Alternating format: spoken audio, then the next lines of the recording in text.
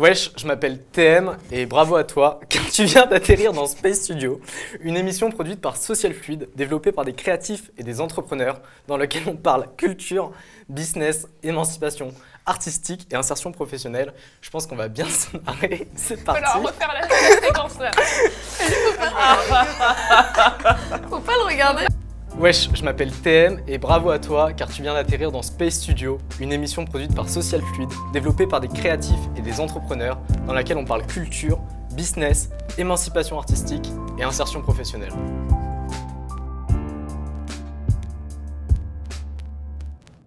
Jamaïa Roxane, merci beaucoup de pas avoir rigolé. De pas avoir rigolé et d'être là, parce que je sais que l'exercice il est super compliqué de venir dans un truc qui n'existe pas encore, qui potentiellement sera peut-être de la merde, vu que c'est vraiment un épisode pilote, c'est un crash test.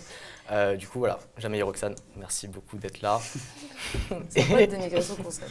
Ouais, toujours, commencer par là. Mais viens, tu le dénigres pas. Vas-y, j'essaie de pas le dénigrer. Aglaé, Léo, merci beaucoup aussi d'être venu. Aglaé, à 5h30, 5h19 ce matin, t'étais dans un train depuis Grenoble. T'es arrivé ici à la capitale et ça fait trop plaisir. Et Léo, toi t'as fait du métro en fait, c'est beaucoup moins... J'étais au lit quoi. Ouais, super. Moins ouf. Juste pour poser le cadre, donc là c'est l'épisode pilote, c'est vraiment un crash test. On tente un truc, ça se trouve vraiment premier degré, peut-être que ça ne sortira pas. Tu vois, s'il y a trop de rire et pas assez de contenu, peut-être que ça sera salam. Peut-être que ça sortira. Bêtisier incroyable. Ouais, il y aura un vrai. On On a peut-être pas choisi les bonnes personnes. Du coup. Et si jamais ça sort, c'est cool parce que ça permettra d'avoir mis un peu d'utilité dans cette journée.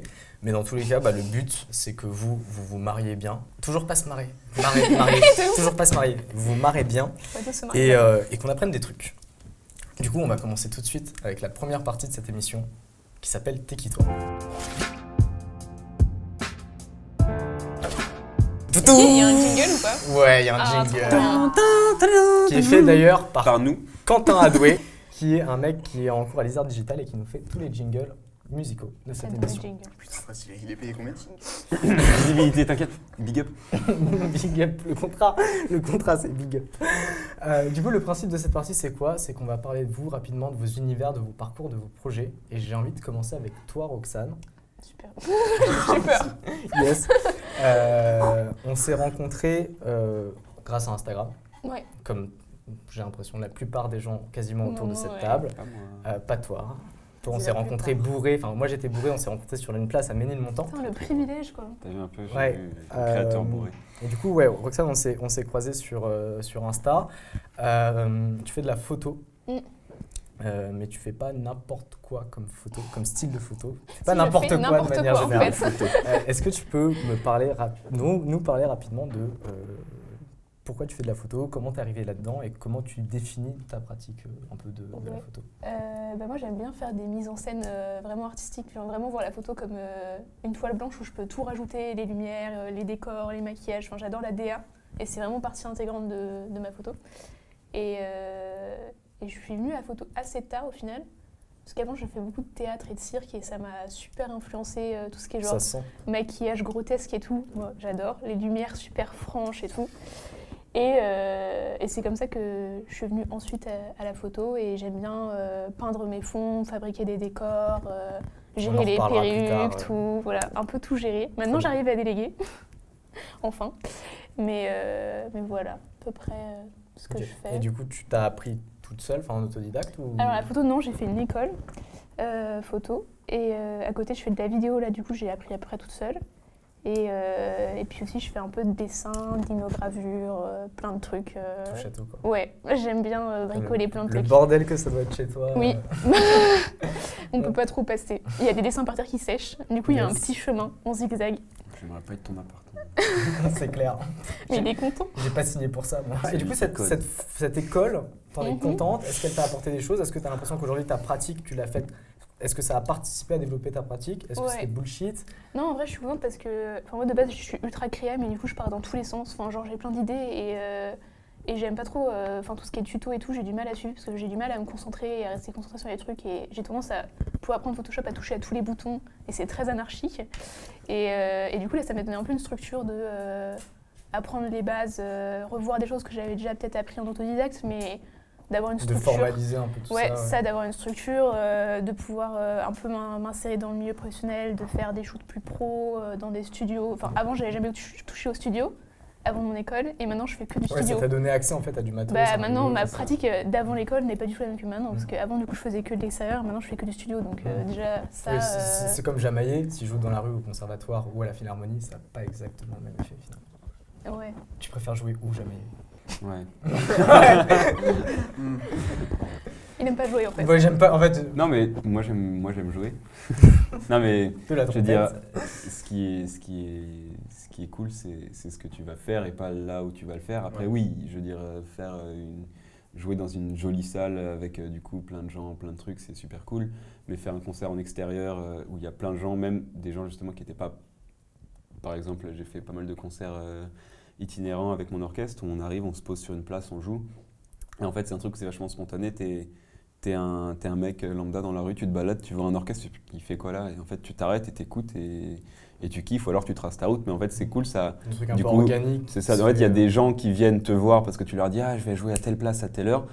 Et au contraire, d'autres gens qui passaient par là. Et ça, c'est pas possible quand tu joues dans une salle où tu sais que les gens qui vont venir, bah, c'est des gens, soit du coup, si t'es connu, je suis pas connu encore, mais. Si Un peu quand même. Un peu si, quand même. si t'es connu, bon, c'est des gens qui voient ce que tu fais, qui aiment ce que tu fais, tout ça. Si t'es pas connu, tu commences déjà par ramener ton entourage et ton entourage ramène des gens. Ah, j'ai un pote qui va jouer, machin. C'est comme ça que ça commence, tout ça. Donc tu sais que tout va être lié un peu. C'est tu comme vois. ça que t'as tendu vers ton disque d'or d'ailleurs. Et pour moi, sans- disque de platine, s'il te plaît, Pardon. respecte-moi. Non, et du coup, juste. C'était vrai. Vas-y.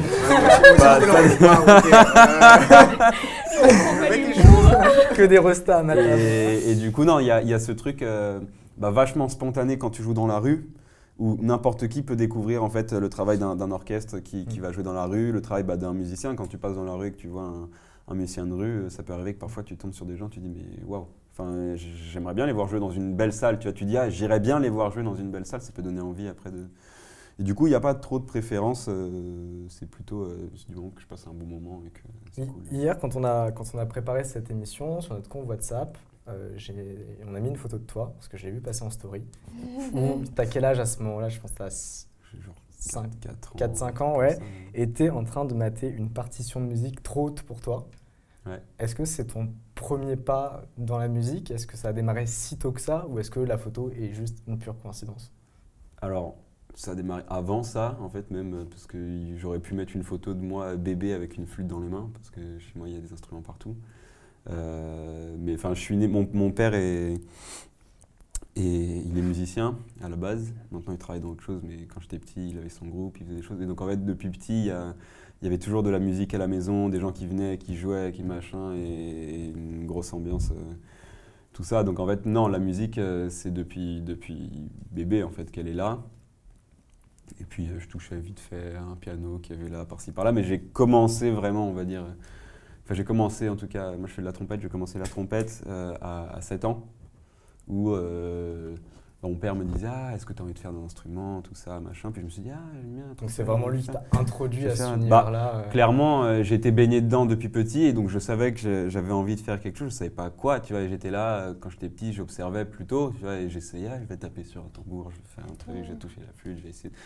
Mais quand j'ai vraiment décidé de faire de la musique et tout, j'ai dit ouais, j'ai envie de faire quelque chose, tout ça, bah, ça c'était à 7 ans. Mais avant, il y avait toute ma vie d'avant.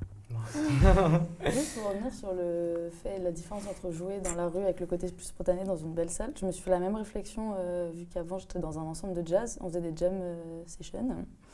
Et du coup, quand tu joues, il y a des gens qui peuvent venir jouer avec toi le morceau alors que de base, ils ne font pas du tout partie du groupe et tu improvises avec eux, etc.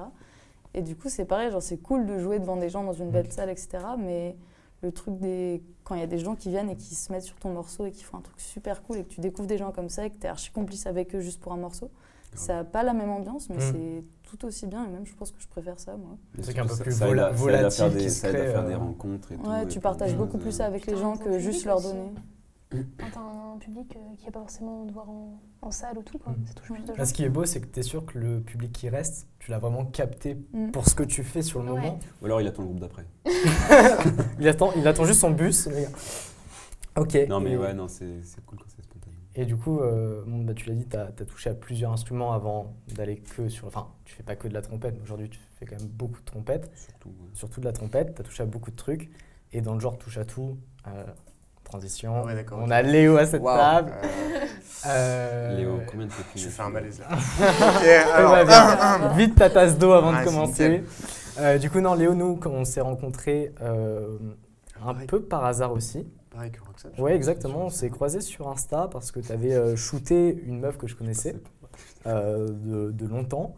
Et du coup, on a commencé à converser. Et un jour, j'ai fait une soirée chez moi. Je t'ai invité, tu es venu avec un pote à toi qui est dans le ciné aussi. Aussi dans le cinéma, ouais. Et on a parlé, ça s'est plutôt bien passé. La preuve en est. Très enrichissant. Mais du coup, c'est vrai que comme tu as débarqué, on a passé un peu de temps ensemble, mais pas non plus énormément. Moi, j'ai compris que tu faisais 17 000 trucs. Tu es dans des projets de court-métrage, tu fais de la MAO, tu détestes pas le tatouage. Tu as fait une petite formation en motion récemment, j'ai cru entendre. Comment tu te définis toi en tant que créa? C'est quoi aujourd'hui ton médium, ton main médium? Et est-ce que tu en as un? Donc ça se trouve, tu touches à tout et tu te cherches. Ouais, alors moi du coup, je sais pas, je raconte les étapes. Ok. Comme ça te semble. Alors moi. J'ai pas besoin de tousser. Ok, on est bon. Nickel. Nickel. Non, alors moi du coup j'ai un parcours un peu particulier en fait, ce qui m'a amené du coup à ce résumé-là. En fait, moi de base je voulais faire du droit et je voulais être aussi écrivain. Enfin bref, que des trucs un peu. Voilà, et puis juste on m'a dit ouais Léo en fait en troisième du coup on m'a dit franchement t'es un peu nul tu vois. Donc en fait ce que tu devrais faire c'est faut pas écouter les gens comme ça, mais du coup on m'a envoyé en professionnel et tout, et du coup dans un lycée de dessin, parce qu'on on m'a dit ouais on a vu que tu faisais un peu des gribouillis et tout, tu sais c'était les S là américains tu vois. Et, qu'on a tous fait, qu'on a tous fait fait, $1. Tu faisais des très beaux S et moi je faisais des très beaux S américains, et en fait à partir de là en 3D gros et du tout. coup j'ai touché un peu à tout ce qui est infographie, tu vois, InDesign, Photoshop, Illustrator et tout, et en fait par là est venu en fait durant ce moment là j'ai fait Erasmus, parce qu'ils organisaient Erasmus. Et en fait, on avait comme fin de projet du coup à réaliser un petit truc, tu vois, un petit document et tout. Et moi, je me suis dit plutôt que de faire un rapport de stage à la con, j'avais une caméra avec moi. Je suis fait en fait, je vais filmer. Et puis finalement, j'ai décidé de faire un petit clip que j'ai monté tout seul en fait. Voilà, donc je me suis bouffé plein de tutos. Et en fait, à partir de là, j'ai fait putain, en fait, je kiffe ce délire de création, un peu montage lié images et musique et tout. Et du coup, j'ai décidé en fait après d'intégrer une école de cinéma. Le cinéma m'a intégré à la musique. À ce moment-là, t'as quel âge quand tu fais ton truc d'Erasmus? J'ai 17 ans. Ouais, donc on est quand même tard, si je puis dire. Oui, tard. Non, mais je prétends pas du tout avoir commencé à 4 ans. Non, mais au contraire, c'est génial de voir. Je suis arrivé, je me suis découvert un peu tard, mais c'est ce que je dis souvent à mes amis, c'est que je pense que ça a toujours été un peu là, le fait de bosser dans les films, parce que moi j'adorais ça, je m'imaginais moi souvent tel était devant le miroir après la douche. Voilà, je me mettais. Vincent Cassel en train de finir un flingue.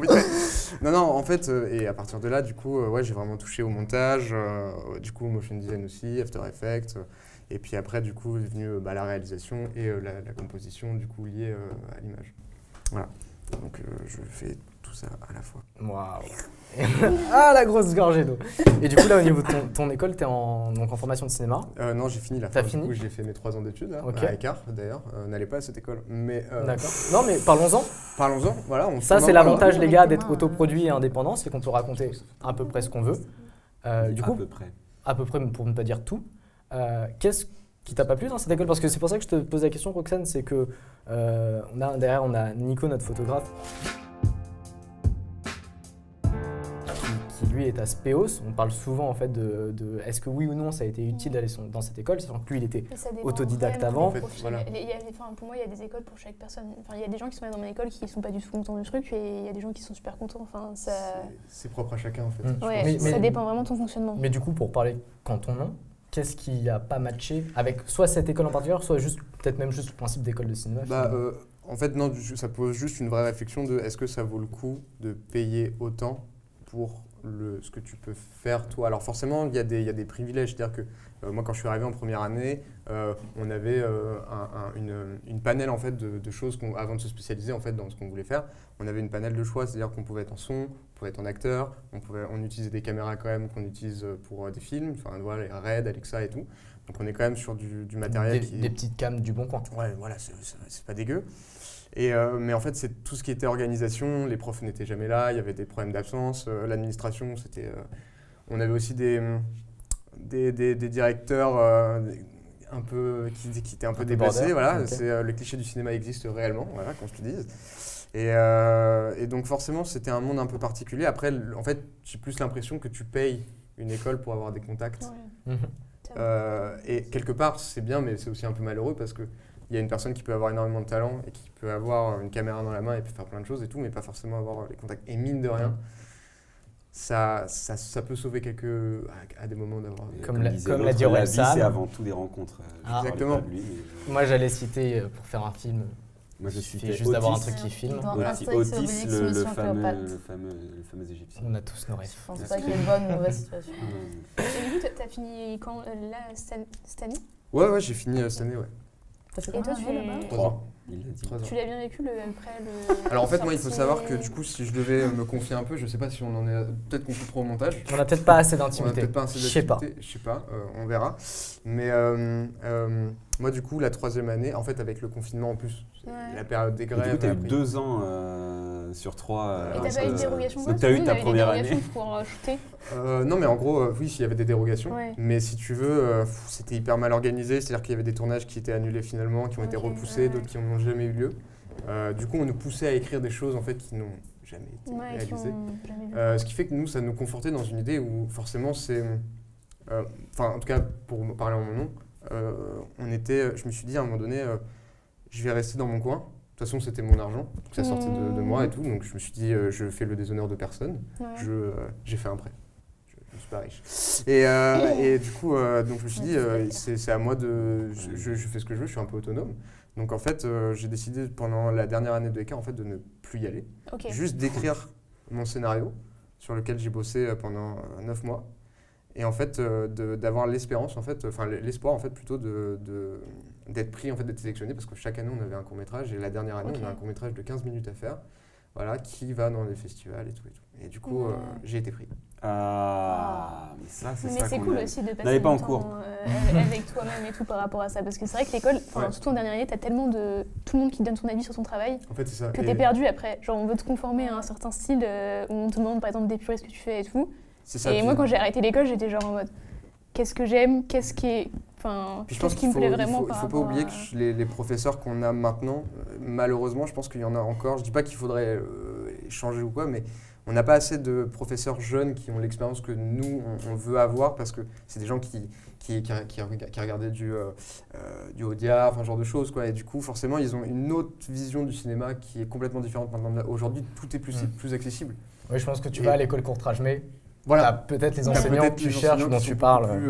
Et je pense que c'est beaucoup plus intéressant. Après, c'est un autre cadre aussi, c'est une autre forme d'instruction. Ça dépend vraiment du profil. Il y en a qui aiment encore la nouvelle vague. Hein. Voilà. On ne juge pas. Belle référence. Aglaé, le petit tout-sautement, la petite gorgée d'eau. À part faire de la voile au Glénan l'été, à part être monitrice maintenant, bravo. De catamaran. Encore monitrice. Bientôt, de catamaran. Qu'est-ce que tu fais dans l'art? Dans l'art en général. Je fais de la musique, je fais de la flûte traversière et du piano. Enfin, j'en ai fait au conservatoire, j'ai pris des cours et un peu de guitare en autodidacte. Et je fais aussi des vidéos, en mode un peu des clips, mais j'aimerais bien faire des vidéos aussi où c'est moi qui parle et je raconte des trucs. Okay. Enfin, en mode voix off, bref. Et tout ce qui est collage aussi, j'aime beaucoup faire des collages. Parce que j'aimerais bien dessiner, mais j'aime pas dessiner en fait. Okay. Et du coup, je fais des collages. T'aimes pas ou tu dessines mal? Je t'ai posé la même question. Mais finalement, c'est moi, le présentateur. C'est pour ça, je laisse la parole. Je dessine pas très bien. Okay. Et j'ai pas la foi de pratiquer le dessin. Et ça me passionne pas assez pour que je te m'y mette dessus. Ok. Et du coup, donc tu chantes, tu fais de la musique, de la flûte traversière, du collage, un peu style les affiches qu'on déchire, qui avait un peu côté underground, 80 Berlin, ou c'est du collage magazine Vogue que tu découpes Ça dépend. J'aime bien faire des trucs qui sont où j'ai un principe derrière, enfin qui raconte un peu un truc, pas juste pour que ce soit joli, parce que je sais pas, j'ai beaucoup de mal avec. Versus le décor de cette émission que j'ai fait vraiment. Non, mais ouais, non, tu vois, c'est joli. Bizarre un peu.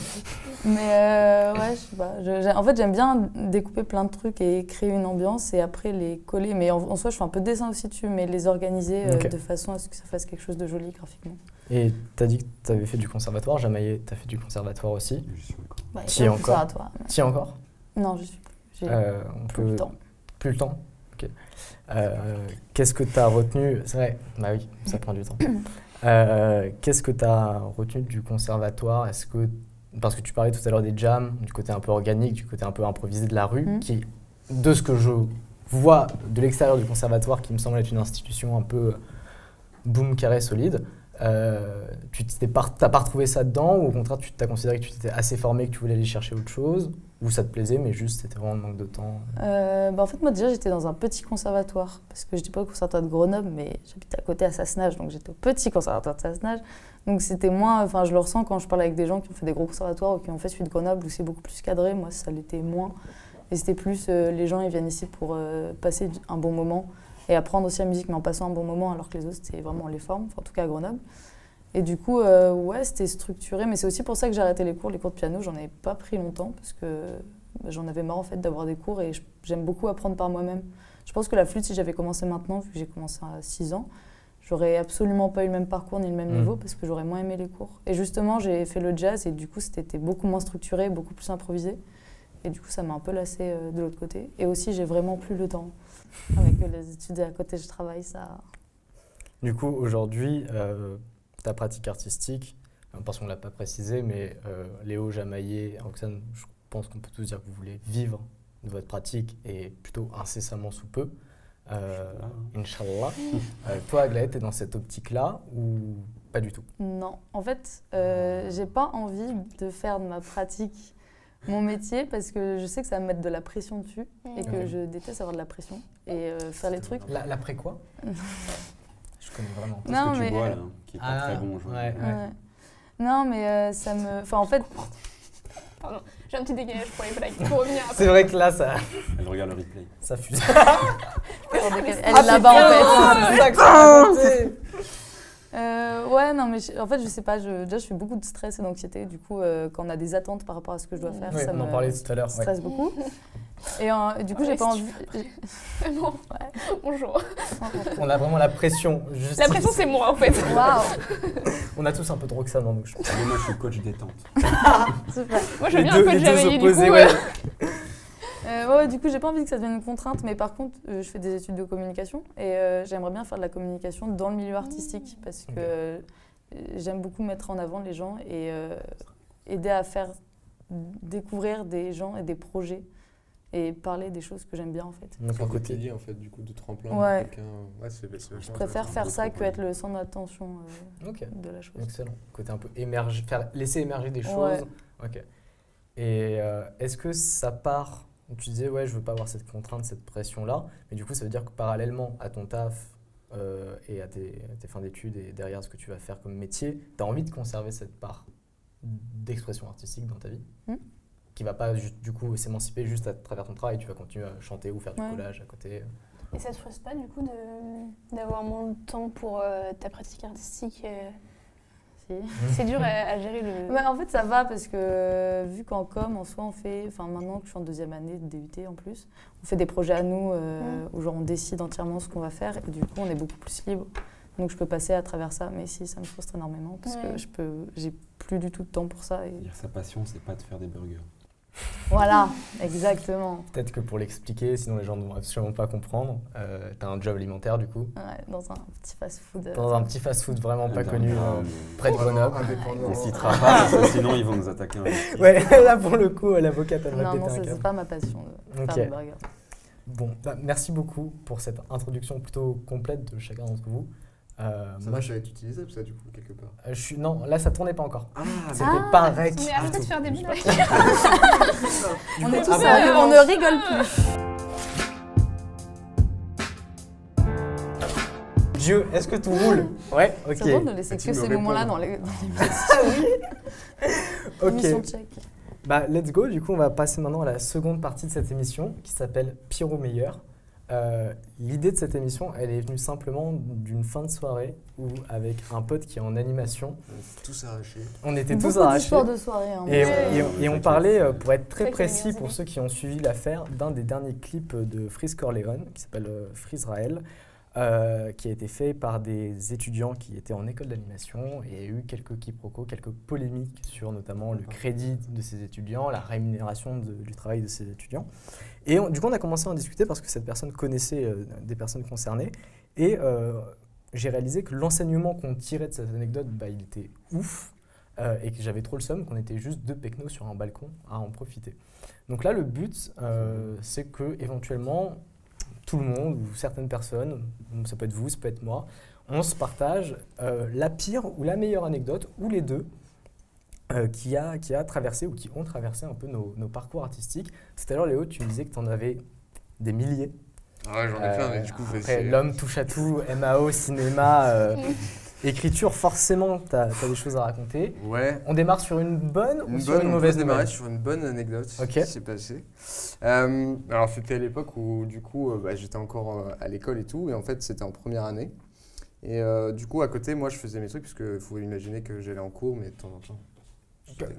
Oh, le J'allais en fun. cours, de temps en temps, je non. vaguais un peu. Non. Et en fait, non, mais parce que du coup, j'ai essayé de me faire mes contacts propres ailleurs que l'école. Et du coup, j'essayais d'aller chercher. J'allais chercher à droite, à gauche. Et en fait, j'étais tombé sur un. Ouais. boîte. À droite, Non, ouais, salut. le bar, la boîte. Non, et du coup, en gros, j'ai sur un court-métrage indépendant, tu vois, et tout. En fait, je me suis fait remarquer par une petite productrice qui venait de monter sa propre boîte. Et elle m'a fait, ouais, Léo, je te rappelle un jour et tout, si jamais il y a besoin, tout ça, tout ça. Et puis un jour, je suis chez moi, il est vendredi, je me rappelle très bien, il est 13h, je suis chez moi, sur mon ordi, je chill, tu vois. Quel mois? Je sais plus du tout, C'est on était important en été. En été, On était ok. en Très été. bien. Donc mais- l'été, c'est en Il janvier. est vendredi, c'était 13h47, mais vendredi, entre janvier et décembre, c'est plus Alors attendez, il faisait chaud à ce moment-là. Ok. À cette époque-là, il faisait c'était chauffage, sûrement. sûrement. Et en fait, du coup, il était. Et en fait, on m'appelle, et donc cette productrice, après quelques semaines, elle m'appelle, elle fait, ouais, Léo, on est un peu en galère, notre cadreur nous a lâchés. Voilà, et comme on a vu que tu te débrouillais plutôt bien, voilà, on te rappelle, est-ce que tu es dispo? Et je suis alors quand? Elle me dit, bah là, dans 1h30. Je fais, C'est toujours comme ça. bon, je suis pas à l'école, bon, vas-y, demain c'est le week-end, autant y aller, on y va et tout. Sauf que du coup, j'avais ni connaissance du tournage, de ce qu'on allait tourner, de là où j'allais tourner, on m'a juste filé une adresse et tout. Et donc j'arrive là-bas, et dans un appartement immense, 300 mètres carrés à Bastille, enfin genre vraiment le truc immense. Quelle adresse? Je crois que ça commence par un 28, et après tu cherches, tu tapes tous les 28 vers Bastille, et du coup... Normalement, après le 28, il y a rue ou avenue. 28 rue, quelque ouais. chose. Mm. Mais... 28 Bastille. Et en fait, du coup, on arrive là-bas et on commence à tourner. Bref, ça se passe bien, mais on n'est pas beaucoup, on est en petite équipe et tout. Et puis à un moment donné, moi je suis cadreur, donc je pose pas trop de questions, tu vois, je suis un peu gêné quand même, parce que je cadre quoi. Et puis je viens voir quand même la réal à un moment donné, parce que je vois que ça tarde et tout. Je fais, mais qu'est-ce qu'on attend et tout. Elle fait, ah non, mais là on va tourner le soir. Je fais, c'est-à-dire, on va tourner le soir. Et elle fait, oui, là, il y a on va faire la séquence 22, là, un peu plus tard. On attend que les gens arrivent. Je fais, c'est-à-dire, les gens vont arriver. Et en fait, à 20h30, il y a eu 50 personnes qui sont venues dans la baraque. Donc moi, je suis là avec ma pauvre caméra et tout. Et en fait, on devait montrer une scène, une soirée d'anniversaire et tout. Et en fait, sauf que les gens là-bas, comme c'était un peu indépendant et tout, ils ont tous ramené de l'alcool, de la tease à fond. Donc on a tous un peu bu, voilà. Même l'équipe technique. Et en fait, Ça cadrait un peu mon câble. non vraiment. Et du coup, pour résumer, enfin pour finir, en fait, ce qui s'est passé, c'est que du coup, on était chez la réalisatrice, enfin chez son père et tout. Et sauf que du coup, son père n'était toujours pas rentré. Et son père, à un moment donné, arrive en pleine soirée. Donc il faut imaginer qu'il y avait plein de monde, plein d'alcool. On était tous un peu ivres en plus. Enfin voilà, le tournage venait d'être terminé, donc on se reposait un peu. Et son père débarque. Et là, Par reposer, t'entends bave qui coule sur le canapé. Non, verre de vin sur le canapé et grosse clope, tu vois. Ok. C'était plus comme ça que je voyais la situation. Et là, je vivais même. je vivais le. Et le. Il faisait une overdose. Hein. La version à moi était C'était vraiment. Oui, t'étais. Non, en fait, verre de vin. Pas bave sur le canapé. Et là, en fait, juste le père débarque et gros blanc. Du coup, on se dit, on va se faire embrouiller. Et en fait, sauf que son père, il était chef cuisinier. Et en fait, il nous a fait une salade de poulet pour 50 personnes. C'était Et le poulailler a Mais alors, j'ai jamais tellement mangé une salade, en plus, tu vois, un peu pompette et tout, et je peux t'assurer que c'était la meilleure salade de C'est pour toute ça ma qu'elle vie. était bonne. Attends, ils sont bourrés. Attends, Bah, mais ils t'as vont jamais rire. vu Bon, un, salade jamais de vu un poulet. père comme ça. Le gars, le père débarque et tout, il fait bon bah je vais faire du poulet quoi. Donc en fait, la meuf, Première chose la avec meuf eux. que Incroyable. la meuf que tu nous vendais comme une productrice de boîte indé, c'était une étudiante de 23 ans En fait, voilà, qui Avec pas mal débarque d'argent. et qui était tout, encore chez papa et qui a fait un et film du coup, d'études. voilà. quoi. Et franchement, c'était un super souvenir. C'était Excellent. vraiment, je me rappelle. Et il y a des souvenirs du film aussi ou il y a que la soirée Alors malheureusement, du coup, le film, je ne sais pas où il est. Donc, un film étudiant. Sinon, voilà, il n'est pas sorti, mais. C'est plus une soirée cachée. Quoi. Ouais, en fait, elle cherchait une excuse pour faire une soirée chez elle. si, c'est un tournage. C'est un Il y aura un cadreur d'ailleurs tournage. qui vient avec une Il Alexa. a ramené tout ce max d'alcool. Voilà. ça va être incroyable. Et après, j'ai une pire anecdote qui est plus courte. Ok. Moins- Alors là, il reprend le concept MyFly Carlito, anecdote longue, anecdote. Ouais, en pardon. fait, bah du coup, Cette Gros big anecdote up. était Big up. fausse. Cette anecdote était vraie. Non, plus simplement, il y a 2 ans, j'ai fait un stage en régie. Voilà, pendant un mois sur un Alors, tournage. la régie, La régie. pour définir, c'est Du coup, c'est tout ce qui est organisation. Du coup, comme on dit, on est ceux qui commencent le plus tôt et qui finissent le plus tard. On est chargé en fait de l'organisation du tournage. Donc, on gère les passants, on donne la nourriture du coup aux acteurs, à l'équipe technique. On se gère aussi les places d'autoroute, on les livre. Enfin voilà.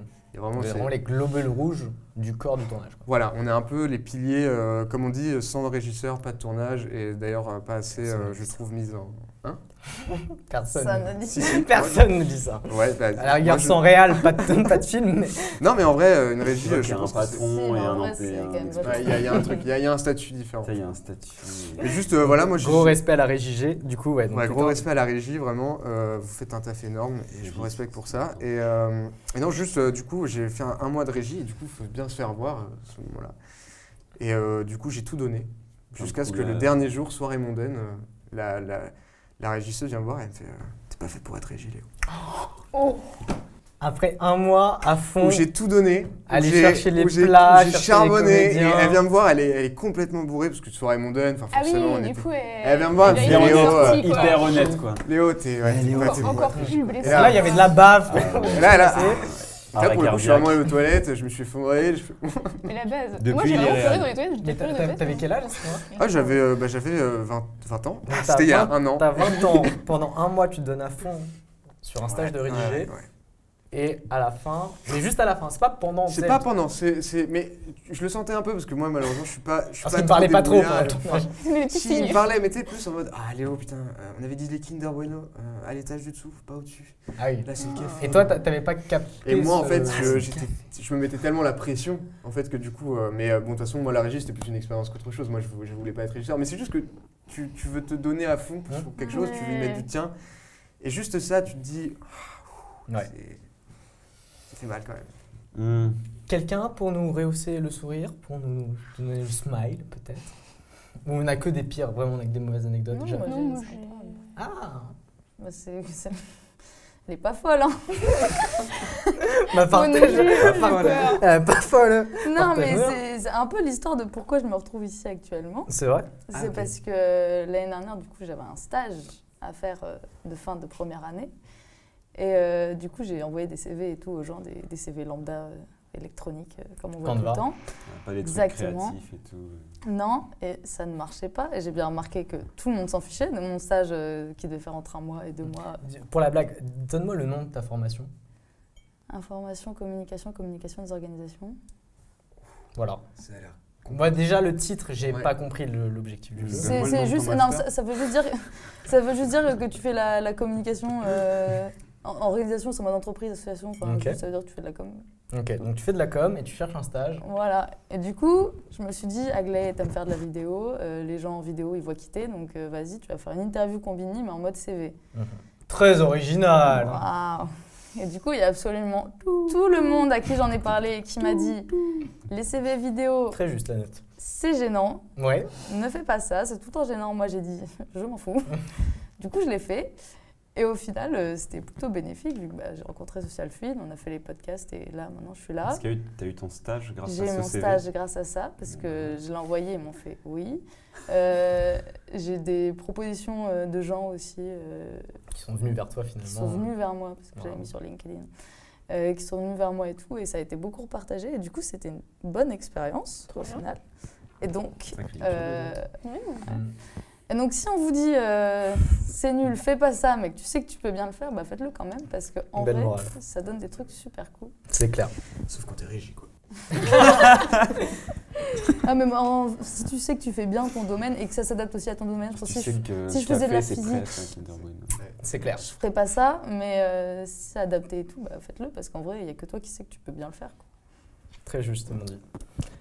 Jamaïe, je pense que avec toutes les péripéties que tu dois vivre, grande gueule que tu es, des bonnes anecdotes en fait, bonnes anecdotes. J'ai pas tant de trucs marquants. En fait, il y a tellement plein de choses. Ta vie est tellement intense. Elle est tellement intense. Non, mais je veux dire, c'est qu'il y a tellement plein de choses marquantes de manière positive que c'est dur en fait de te dire il y a ça qui m'a marqué. Et j'ai encore.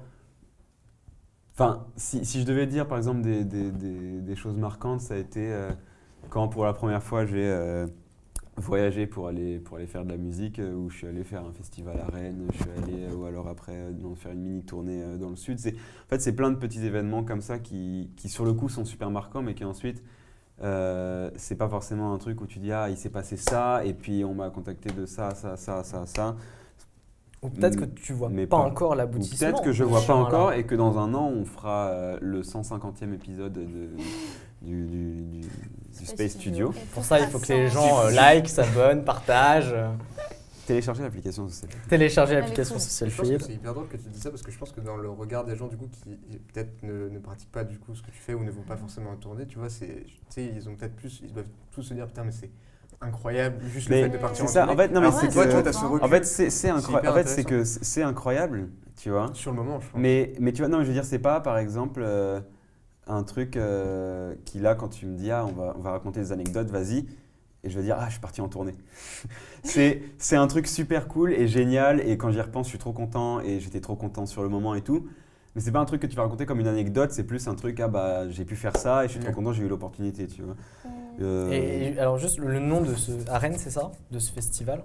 C'était la Biennale de la percussion. C'était un événement brésilien, en gros. J'ai joué pour en gros, c'était l'événement, c'était un festival, un petit festival qui aurait dû être sur une énorme scène. Sauf que bien sûr, à Rennes, nous sommes en Bretagne. En Bretagne, il pleut. Donc ça ne s'est pas passé comme prévu quand on est arrivé, mais il pleuvait, mais des cordes mais gigantesques. D'ailleurs, le festival a failli être annulé. Jusque la veille, les gens avec qui je devais jouer n'étaient plus. C'était pas un festival de cordes? Parce qu'il pleuvait des cordes. Parce qu'il pleuvait des cordes. Ça ne sera pas gardé. Là, c'était plus un événement de vente. Un crash test. Un crash test. Oui, essayer de se rattraper en disant un truc archi sérieux après. Ok, reprenons. Donc en gros, jusqu'à la veille de l'événement, nous on se doutait pas en fait. On se disait pas de souci, on part à Rennes demain, machin. Ceux avec qui on allait, eux c'était moins sûr. Ils étaient là genre, on n'est pas sûr que ça va se faire jusqu'à la veille, tu vois. Donc ça se trouve. À 23h30, j'aurais reçu un coup de fil. Ouais, en fait, il pleut trop. Demain, ça va être possible. Donc, tu tentes quand même le tout pour le tout. Enfin, tu y vas sans aucune garantie de jouer. Non, moi, j'y allais. Je pensais que tout allait bien se passer. Enfin, je savais qu'il allait pleuvoir et que voilà. Et surtout le matin, quand on a pris la voiture, parce qu'on est allé en voiture, on savait que ça allait se faire. Tu vois, on n'y allait pas sans savoir. Mais la veille, eux, avec qui on était et qui étaient en contact avec les gens du festival, eux n'étaient pas sûrs. Donc, ça se trouve, j'aurais pu recevoir un coup de fil à 23h30 minuit qui me disait demain, non. Mais bref, et du coup, au lieu d'annuler, on a été déplacé sur un petit parquet de balles couvert, donc un peu ambiance bar, machin, donc toute petite scène. Et en fait, le truc, c'est que le concert que j'ai fait, c'était en fait un spectacle, un assez gros spectacle avec, on était une dizaine de musiciens, surtout des percussionnistes, et on était trois cuivres, enfin non, 3 cuivres, 3 soufflants, parce qu'il y avait un saxophone, un trombone, une trompette. Et après, devant, il y avait de la danse. Et donc, normalement, tu as une scène entière, donc tu peux danser. Là, les danseurs étaient devant la scène. Donc, ils avaient reculé les bancs pour... donc, ça a été un peu compliqué, mais c'était génial et hyper marquant, hyper enrichissant. Et ça a été vraiment, vraiment incroyable comme moment à passer. Et c'était vraiment top. Donc au final, ça fait une anecdote quand même. Donc ça fait une petite anecdote, mais tu vois, j'ai raconté plus une histoire qu'une anecdote marrante ou d'un truc très cool qui arrive. C'est pas obligé que ce soit drôle. Du coup, je vais reformuler. Est-ce que tu as une histoire pas forcément drôle, qui peut être courte ou longue? Oui, c'est ça, c'est une bonne histoire. Je peux avoir un truc plus positif et un truc négatif. Je sais pas. J'adore les négatifs. Non, je vais commencer par un truc sympa. Et comme ça, après, on pleure tous. Tout le monde va raconter un truc de merde. Non. Je peux raconter un peu comment je me suis mise à la photo, parce que souvent, quand je parlais avec les gens qui étaient dans mon école et tout, ils me disaient moi, ça m'est venu depuis que j'ai 5 ans. Mon grand-père, il avait un appareil, je l'ai pris, alors que moi, j'ai commencé la photo genre à 17-18 ans. Ce qui est tard par rapport aux potes à qui j'ai parlé. Non, mais en fait, ça, et j'ai toujours fabriqué des trucs, j'adorais fabriquer, j'adore l'aspect magique, qui est vraiment. J'adore tout ça, le milieu du spectacle, fabriquer des choses. Ma mère est artiste peintre, donc depuis que je suis petite, j'ai été baignée, c'était un appart-atelier en fait. Il y avait du bazar partout, j'avais ma petite caisse où je récupérais tout, parce que ça pouvait faire quelque chose. Donc les boîtes de camembert, tout, ça peut être récupéré pour un truc. C'est pareil. Tu sais, t'avais dans les Astrapi, je sais pas si vous aviez ça, genre il y avait les trucs que tu peux faire avec de la récup. Oui. Et je me rappelle, moi j'avais fait un dragon avec, tu sais, les tubes de PQ. Moi, tous les trucs comme ça, c'était... Moi je l'ai fait une fois, j'ai arrêté vu comment j'étais mauvais. Mais je suis vraiment heureux que t'aies... C'est pour ça que maintenant il est en école, il est en master de commerce. Ouais, faut pas le dire, faut pas le dire. Mais c'est vrai, t'as plein de petites boîtes remplies de trucs qui peuvent être inutiles. Et moi, je sais que toute ma vie, mes parents qui sont pas du tout artistes ils m'ont tout le temps répété, mais jette, c'est inutile, ça sert à rien. Non, ma mère, Puis un jour, tu les utilises et tu l'as, vous voyez, c'est utile. Non, mais carrément. Mais que du coup, en fait, j'ai toujours eu besoin de créer du magique et ça s'est retranscrit ensuite dans la photo. Mais avant, ça pouvait se retranscrire dans le théâtre, dans le cirque, dans plein de trucs. Et au final, en fait, quand j'ai voulu commencer la photo, je me suis dit, j'avais genre 15-16 ans. Je me suis dit, je vais faire un marché. Cet été, je vais au bord de la mer, j'installe un marché, je vends toutes mes créations et avec les sous, je m'achète un appareil photo et je vais faire de la photo. Et du coup, vraiment, tout le monde se foutait de ma gueule en disant... Il y avait un beau business plan. Meuf, t'as genre 15 ans, tu fais des trucs... Et j'avais fait plein de trucs, des bijoux, des machins, des trucs que j'avais cousus et tout. Et du coup, j'ai eu les sous, genre pile poil pour m'acheter mon boîtier. Du coup, t'as dû faire... Et attends, tu t'habitais où à la base? Mes parents sont de Nantes. Donc t'avais la mer à côté de ça? Oui, c'est ça. C'est ça et je vais au bord de la Seine faire ça à Paris. Non, mais les gens tracent leur route. Je suis venue sur Paris pour mes études, mais de base, je viens de Nantes. Et en même temps, elle a dit qu'elle était allée à la mer, je crois. Ouais, c'est pour ça. C'est exactement pour ça que j'ai compris. Non, c'est pour ça. Ouais, c'est pour ça. Et du coup, j'ai fait ça. Et là, après l'école photo, je réfléchissais un peu à ce que je pouvais faire après, ce qui vraiment m'animait. Et genre, j'ai réfléchi que quand j'étais petite, ce que j'aimais, c'était fabriquer des trucs et des choses comme ça. Et le côté vraiment artisanal et l'échange basique de je fabrique quelque chose, je te le donne et j'aime beaucoup. Tu le vends beaucoup. Oui, c'est vrai. Et justement, là, le mois prochain, je vais faire le Queer Inter Market où on est 250 exposants LGBTQIA+, et on vend tous plein de trucs ultra différents. Et au final, c'est un peu la boucle bouclée de... J'ai commencé la photo en faisant un marché. Et j'y ai pensé que récemment quand tu m'as demandé du coup l'anecdote, et je me dis c'est drôle, au final... le truc où on s'est un peu foutu de ma gueule en disant non, ça marchera pas trop et tout, c'est le truc que je veux refaire. J'ai pas forcément envie de bosser avec des énormes marques ou quoi. Moi, ce qui me fait kiffer, c'est créer des univers avec des particuliers, avec des... c'est vraiment ça qui me plaît bien, quoi. Trop beau. Voilà. Donc, allez au marché. Ouais. Vendez vos trucs et achetez-vous des putains d'appareils. Bah ouais, faut croire aux trucs qu'on fabrique, quoi. Mais ouais. Incroyable. Mais tu veux que je dise des choses où je suis pas contente? Tu peux, si t'as un petit coup de gueule, on va finir sur ça, c'était un petit coup de gueule. Ouais, les anecdotes pas cool, c'est genre être une femme dans le milieu de l'audiovisuel, c'est vraiment galère. Le nombre de fois, genre j'ai un événement où je suis nue, et donc le dress code c'était en noir, parce que du coup tous les gens de l'audiovisuel pour pas qu'on me voit et tout. Voilà. Et du coup j'arrive, je voulais être à l'aise, j'ai mis une salopette noire et tout, j'arrive, et genre la fille qui était à l'entrée, elle m'a ultra dévisagée et elle m'a dit... parce que du coup, toutes les autres filles, elles étaient en petites jupettes, talons et tout, tu vois. Et elle m'a dit, ok, du coup, la loge make-up, c'est là-bas. Parce qu'elle pensait, du coup, vu que j'étais une fille, et il y avait que 20 mecs sur le plateau, tu vois. Genre en mode, c'est pas possible. Et juste le fait, du coup, je suis allée demander, parce que du coup, moi, je faisais des photos, je suis allée demander au vidéaste où ils voulaient que je me mette pour pas déranger et tout. Et genre, ils m'ont bâché de fou. Et après... Non, parce que j'étais une meuf, tu vois, ils n'ont pas capté que j'étais photographe. J'ai dû dire, ah mais en fait je suis photographe, tu vois. Et c'est pareil pour les manifs, par exemple, tu vas à une manif, t'as 50 mecs qui te donnent des coups de coude et tout pour s'imposer, c'est super dur. Moi je fais 1m60, c'est très dur. Vraiment, je suis avec mon sac à dos. Tu fais de la photo studio, mais aussi du reportage. Ouais, je fais aussi du reportage.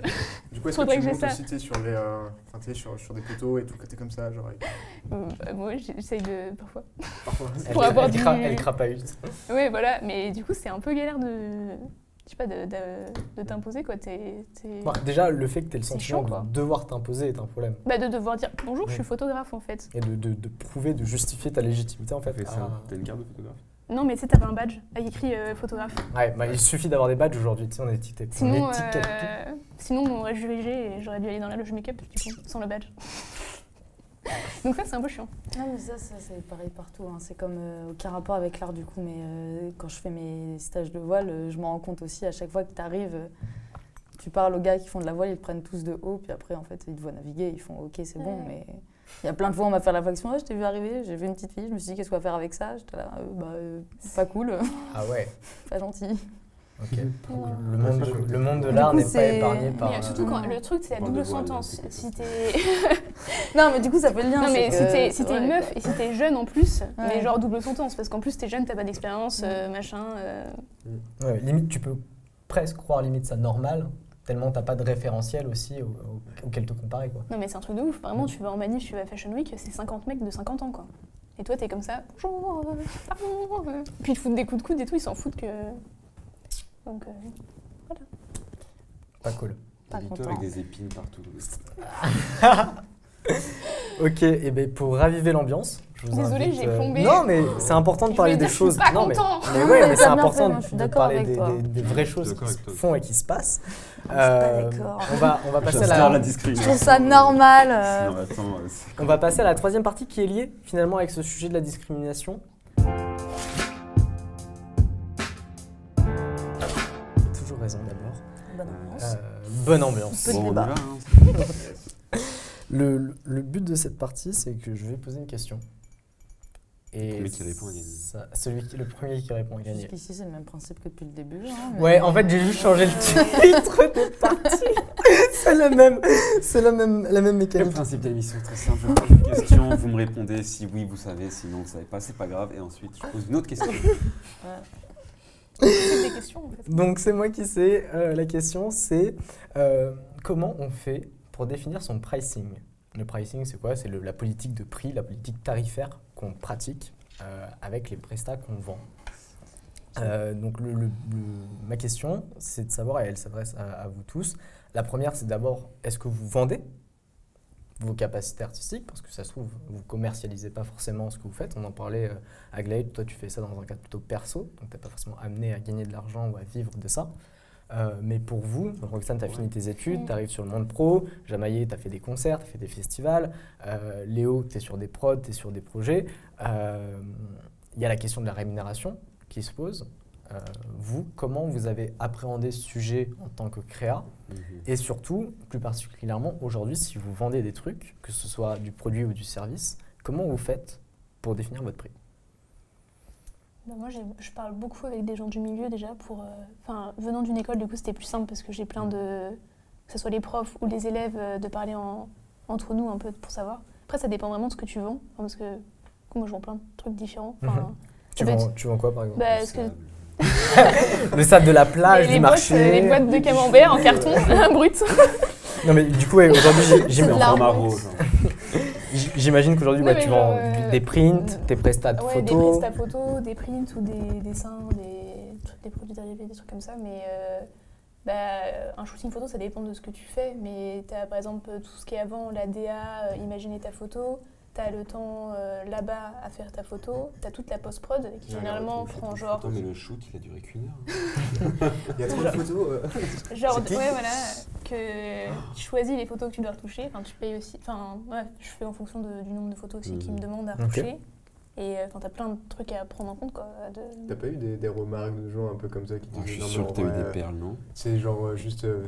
Mais attendez, mais j'avais demandé que ça comme ça alors que t'as juste appuyé sur un bouton. Franchement, je suis ultra chanceuse parce que vu que je fais des trucs tellement space, que les gens qui me suivent, c'est des gens qui kiffent et qui font... Genre c'est des costumiers, théâtre, des trucs comme ça et tout. Et vu qu'ils sont dans le milieu artistique, ça va, mais j'ai des potes... Mais en vrai, j'ai pas trop eu ça. Parce qu'aujourd'hui, tes clients, c'est qui, en gros? C'est du particulier? On en parlait d'ailleurs la dernière fois. Bah, plein de trucs différents. En vrai, je dis oui à tout. J'ai fait aussi de l'événementiel, j'ai fait des photos pour des petites boutiques. Et quand c'est comme ça, donc c'est ces personnes-là qui viennent te chercher? Pour le moment, ouais. Là, j'ai juste... Elles viennent avec un budget ou c'est toi qui leur fais un devis? Je leur fais un devis généralement. Okay. Ils me disent je veux tant de photos et je leur dis voilà par rapport au budget, sinon on peut faire autre chose. Enfin, voilà, okay. Et du coup, il faut bien que tu annonces un premier prix, une première et j'explique tout parce que justement, peut-être pour ça aussi que j'ai moins de gens qui sont casse-couilles, c'est que moi je dis voilà, si je veux faire une mise en scène, je vais prendre tant de temps pour la DA. Moi, par exemple, je peins mes fonds, donc peindre un fond, je l'achète pas le fond, quoi. C'est un truc. Parfois, je fais des make-up. Il y a plein de, il y a beaucoup de choses à prendre en compte et je détaille énormément. Ouais, tu viens pas juste avec ton boîtier. Non, j'explique que je fais tout. J'explique combien de temps je passe en retouche par photo. Okay. J'explique vraiment super bien détaillé, comme ça les gens ils savent ce pourquoi ils payent. Ce pourquoi ils payent, ouais. Et puis pour les prints et tout, j'ai fait par rapport au prix du print à la production et par rapport du coup à tous mes amis photographes pour être dans les prix, pour pas être en dessous et de faire de la concurrence, genre déloyale et avoir un prix qui est pas du tout pro, tu vois. Ah, c'est drôle que tu penses ça. C'est bien que tu évoques ça. Du coup là, juste pour résumer la dernière chose que tu as évoquée, en fait ce que tu fais c'est que tu calcules le coût de revient. En gros, tu regardes combien ça te coûte de l'imprimer, d'avoir fait le shoot. Et ensuite, tu dis, bah voilà, si ça m'a coûté 3 € de l'imprimer, je vais le vendre X € plus cher que le prix que ça m'a coûté à imprimer. Puis ça dépend, tu vois, parce que moi, j'ai choisi de faire des prints assez quali où j'ai pris des papiers qui sont presque comme du papier canson de dessin, qui sont très lourds, parce que j'avais pas envie de payer un print de balle et d'avoir un truc brillant, dégueulasse. Ça dépend de ce qu'on fait, mais moi je fais avec des fonds peints et tout, il y a un côté qui est très pictural et que je voulais avoir sur le rendu papier, quoi. Et t'as jamais eu, Léo évoqué, donc t'as jamais eu de problème avec tes prix. Aujourd'hui, les prix que tu pratiques, est-ce que c'est les mêmes que ceux que tu pratiquais hier? Non. Mais genre au début, t'as aucune conscience parce que tu le fais en tant qu'amateur. Pour toi, c'est pas, avant de faire mon école, pour moi, ça allait pas du tout être mon métier. Moi, j'ai fait un bac S, j'ai fait une fac de biologie avant de péter un câble. Pour moi, avant l'art, c'était toujours ce que je faisais à côté. Et à un moment donné, j'ai étouffé, quoi, parce que moi, si je crée pas tout le temps, je pète un câble. En fait, c'est vraiment ma manière de... L'artiste a compris. Non, mais vraiment, pour le coup, si je suis malade et que je dois être 3 jours au lit, je réfléchis trop et j'ai trop besoin de...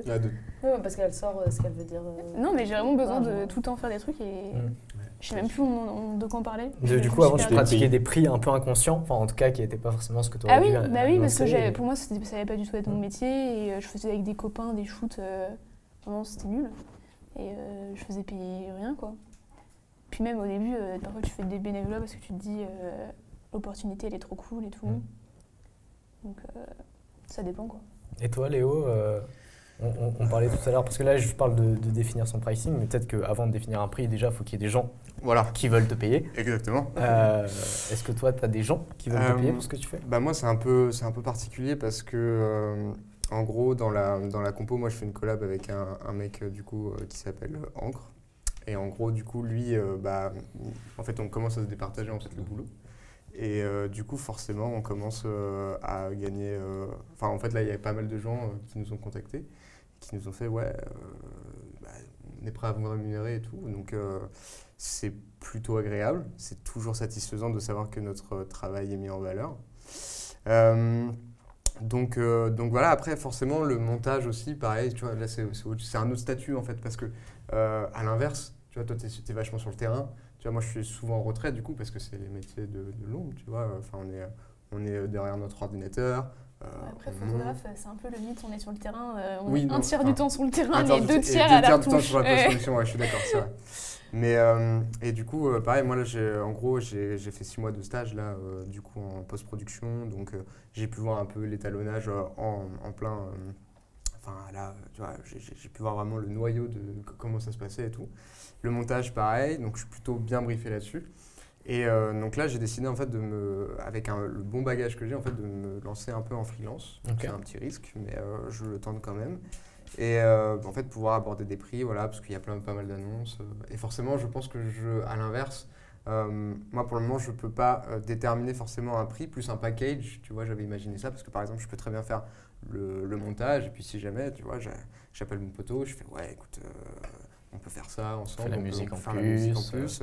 Et puis, on a un petit package, tu vois. Parfois, tu fais Donc, le tournage, parfois, tu le fais pas. Enfin, du coup, voilà. Mais le but, c'est que pour le moment, moi, c'est le co-gérant en fait, de la boîte avec qui je travaillais qui me disait, en fait, quand tu veux te lancer en freelance, les premiers contacts que tu vas avoir, c'est tes amis.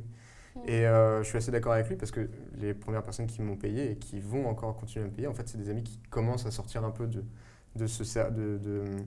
cet endroit un peu d'études et tout. Donc là, on est dans le milieu professionnel et qui commencent vraiment à prendre du niveau et tout. Et donc, je me rends compte en fait que faut vraiment garder contact avec ces gens-là. Donc, pour le moment, je suis pas là à ruiner en fait quelqu'un. Je m'adapte à son prix, à son budget déjà qu'il a initial. Et en fait, après, on s'arrange. Mais désormais, oui, je me fais payer, je suis content. Et j'imagine que du coup, avant de commencer à te faire payer, bah, il n'y avait pas d'argent. Je me suis fait couiller partout. Okay. Parce que, par exemple, avec, c'est tout con, mais avec un ami, du coup, c'est cette personne en question, on a composé en fait pour un court-métrage qui était en partenariat avec, Kravitsky, je sais plus. En gros, c'était le producteur de Taxi 4. Voilà. Et donc, c'est quand même qui a fait aussi Le Grand Bleu. Enfin voilà, c'est une tête quand même. Et en fait, on avait une récompense. En fait, on présentait un court-métrage et du coup, il y avait les compositeurs. Donc, il y avait une récompense pour la meilleure musique et la meilleure réal. Et on m'avait appelé en fait en tant que compositeur avec mon collaborateur. Et le truc, c'est que du coup, on a remporté en fait le prix de la meilleure musique. Bravo. C'est génial. Là, vous vous dites, putain, voilà, petit chèque et tout en plus, 500 balles, franchement, ça fait plaisir à vous de brasse. À vous de brasse, franchement, moi, je dis pas non, tu vois. Je suis quand même content et tout. T'as eu un chèque Sauf que mon nom n'était pas dans le générique avec mon collaborateur. Sympa. Voilà. Et ça pourquoi? Parce qu'il n'y avait pas de contrat. Il n'y avait pas de contrat. C'était un oubli. Le contrat, c'est le second sujet. C'est le second sujet. Et c'est là où je me suis pris une claque un peu. C'est là où on s'est quand même dit, putain, là on en a marre de se faire couiller quand même parce qu'on en a donné et des couilles on en a eu plein comme ça. C'est les plus gros qui couillent les étudiants, je trouve. Toujours. C'est horrible. Ils disent ah non mais c'est un truc étudiant, on n'a pas de budget alors que c'est des énormes marques. C'est toujours ça. Alors que les petits créateurs ils sont du genre à te rémunérer. C'était en partenariat avec lui mais c'était pas lui qui réalisait. La personne qui m'a couillé en soi c'est la réalisatrice. Et du coup tu te fais souvent couiller par des réalisatrices. Ah oui non mais moi ma vie c'est une couille totale. Mais comme elle l'a dit Aglaé, il faut continuer parce qu'en vrai je pense que c'est le métier dans lequel on se dirige. De toute manière c'est que le début et on peut pas se permettre. En tout cas moi personnellement je sais que ma vie elle va être faite de grosses galères, mais aussi de belles réussites. Et moi, c'est comme ça que j'ai envie de continuer. C'est beau. J'ai dit ça. Wow. T'as dit le CV vidéo. Ah, ok, oui. Il faut continuer sur Nixinu. On peut faire une petite pause. On a des mouchoirs. Ouais. T'as dit tout à l'heure que t'allais souvent sur des festivals, des concerts. J'ai pas dit ça. J'ai dit que j'ai fait. Là, j'ai pu faire récemment deux petits festivals machin. Les concerts, oui, j'en ai fait un tas, mais. Ouais. Et au niveau des concerts, est-ce que c'était du coup dans un cadre rémunéré? Est-ce que tu vendais du coup tes prestations? Alors, pour la plupart, non, parce que c'est des trucs où, par exemple, dans le cadre du conservatoire, on va faire un concert avec l'orchestre dans lequel je suis, on va faire un concert où du coup, c'est pas un truc forcément pro en soi, ou alors, par exemple, le festival d'orchestre qu'on avait pu organiser pendant le mois de septembre, sur lequel il y a eu le stand Social Fluide. C'était participation libre et en fait, c'est l'orchestre qui a touché la quasi-totalité de ce qui est arrivé. Et ça permet après d'investir déjà dans tout ce qui va être les pupitres, d'acheter des partitions. Donc en fait, là, c'est tout qui sert à l'orchestre et à tout le monde. Et en tant que musicien, dans cet orchestre-là, on n'est pas payé. Et pour la plupart des choses que je fais en concert, je ne suis pas payé, mais ça commence à arriver. Le festival à Rennes, c'était payé pour le coup. Et dans ce cas-là précis, tu viens avec un prix que tu proposes ou c'était déjà défini? En gros, la personne qui m'a appelé, c'est un vieil ami de la famille qui m'appelle pour ce projet-là, qui est vraiment un super projet et tout. Et il m'a prévenu dès le début, il m'a dit « Je suis vraiment désolé, il n'y a pas énormément de moyens pour ce truc-là, donc moi je peux te proposer tant. Est-ce que ça te va ?» Donc il y a eu la question de « Est-ce que ça me va ?» Oui, parce que le projet est beau, parce que tu touches quand même de l'argent et même sans toucher d'argent, en soi, c'était un projet qui était tellement chouette que ça aurait pu être fait. Ça prend du temps, c'est sûr, mais ça peut être fait sans toucher, juste pour la partie enrichissante et tout ça. Sinon, à côté, ce que je vends surtout, moi, c'est mes prestations en tant que professeur. Enfin, je donne des cours de trompette. Et donc là-dessus, du coup, mes prix ont vachement évolué. Enfin, pas vachement évolué parce que c'est pas non plus une augmentation. Tu peux le dire, hein, tes clients nous regardent. Je veux dire, c'est pas une augmentation énorme. Mais par contre, entre le moment où j'ai commencé et aujourd'hui, déjà, j'ai pas peur d'annoncer un prix. Ok. Oui, parce qu'il y a l'estimé et aussi la manière de réussir à dire à ton client. Et il y a aussi la manière avec laquelle en fait, tu te sens légitime à proposer quelque chose à quelqu'un. Et donc surtout, je pense en tant que professeur, tu dis, et je l'ai eu pendant pas mal de cours, c'est un peu le syndrome de l'imposteur. C'est qu'est-ce que je fais là? Est-ce que vraiment je fais quelque chose de bien? Est-ce que ça va marcher? Est-ce que ça avance? Tout ça. Tu vois, donc tu commences à un certain prix. Et en fait, moi là, ça fait quoi? Un peu plus d'un an maintenant, un an et demi peut-être. Un an et demi que je donne cours. Donc j'ai commencé par juste un élève que j'avais de temps en temps. J'étais super content, j'étais là, ok, ça commence, c'est cool. Puis j'en ai eu un deuxième. En gros, j'étais inscrit sur un site. Gens de confiance, on peut le citer. Non, quelprof.com. Ah merde, quelprof.com, on peut le citer. Donc ce site-là qui en gros tu proposes juste tes services en tant que prof, donc c'est vraiment un truc n'importe quoi, donc cours de maths, de dessin, de chinois, de japonais, de trompette, de flûte, voilà. Et donc en gros tu vas sur le site et tu tapes flûte, piano, trompette, et là tu as une liste de personnes qui proposent en fait, tu vois. Et donc ce qui est chouette, c'est que c'est un bon site pour les flemmards, puisque tu t'inscris sur le site, tu crées ton annonce et toutes les informations qu'il y a avec le prix écrit, et tu attends que les gens te contactent en fait. Donc c'est les gens qui vont te contacter. Et donc c'est comme ça que j'ai eu quelques élèves à moi, que j'ai eu qui ont arrêté parce que T'étais un mauvais prof. Parce que j'étais un très très mauvais prof. D'autres qui ont continué parce qu'en fait j'étais un très très bon prof avec eux. J'ai un peu des préférences quand je vois que...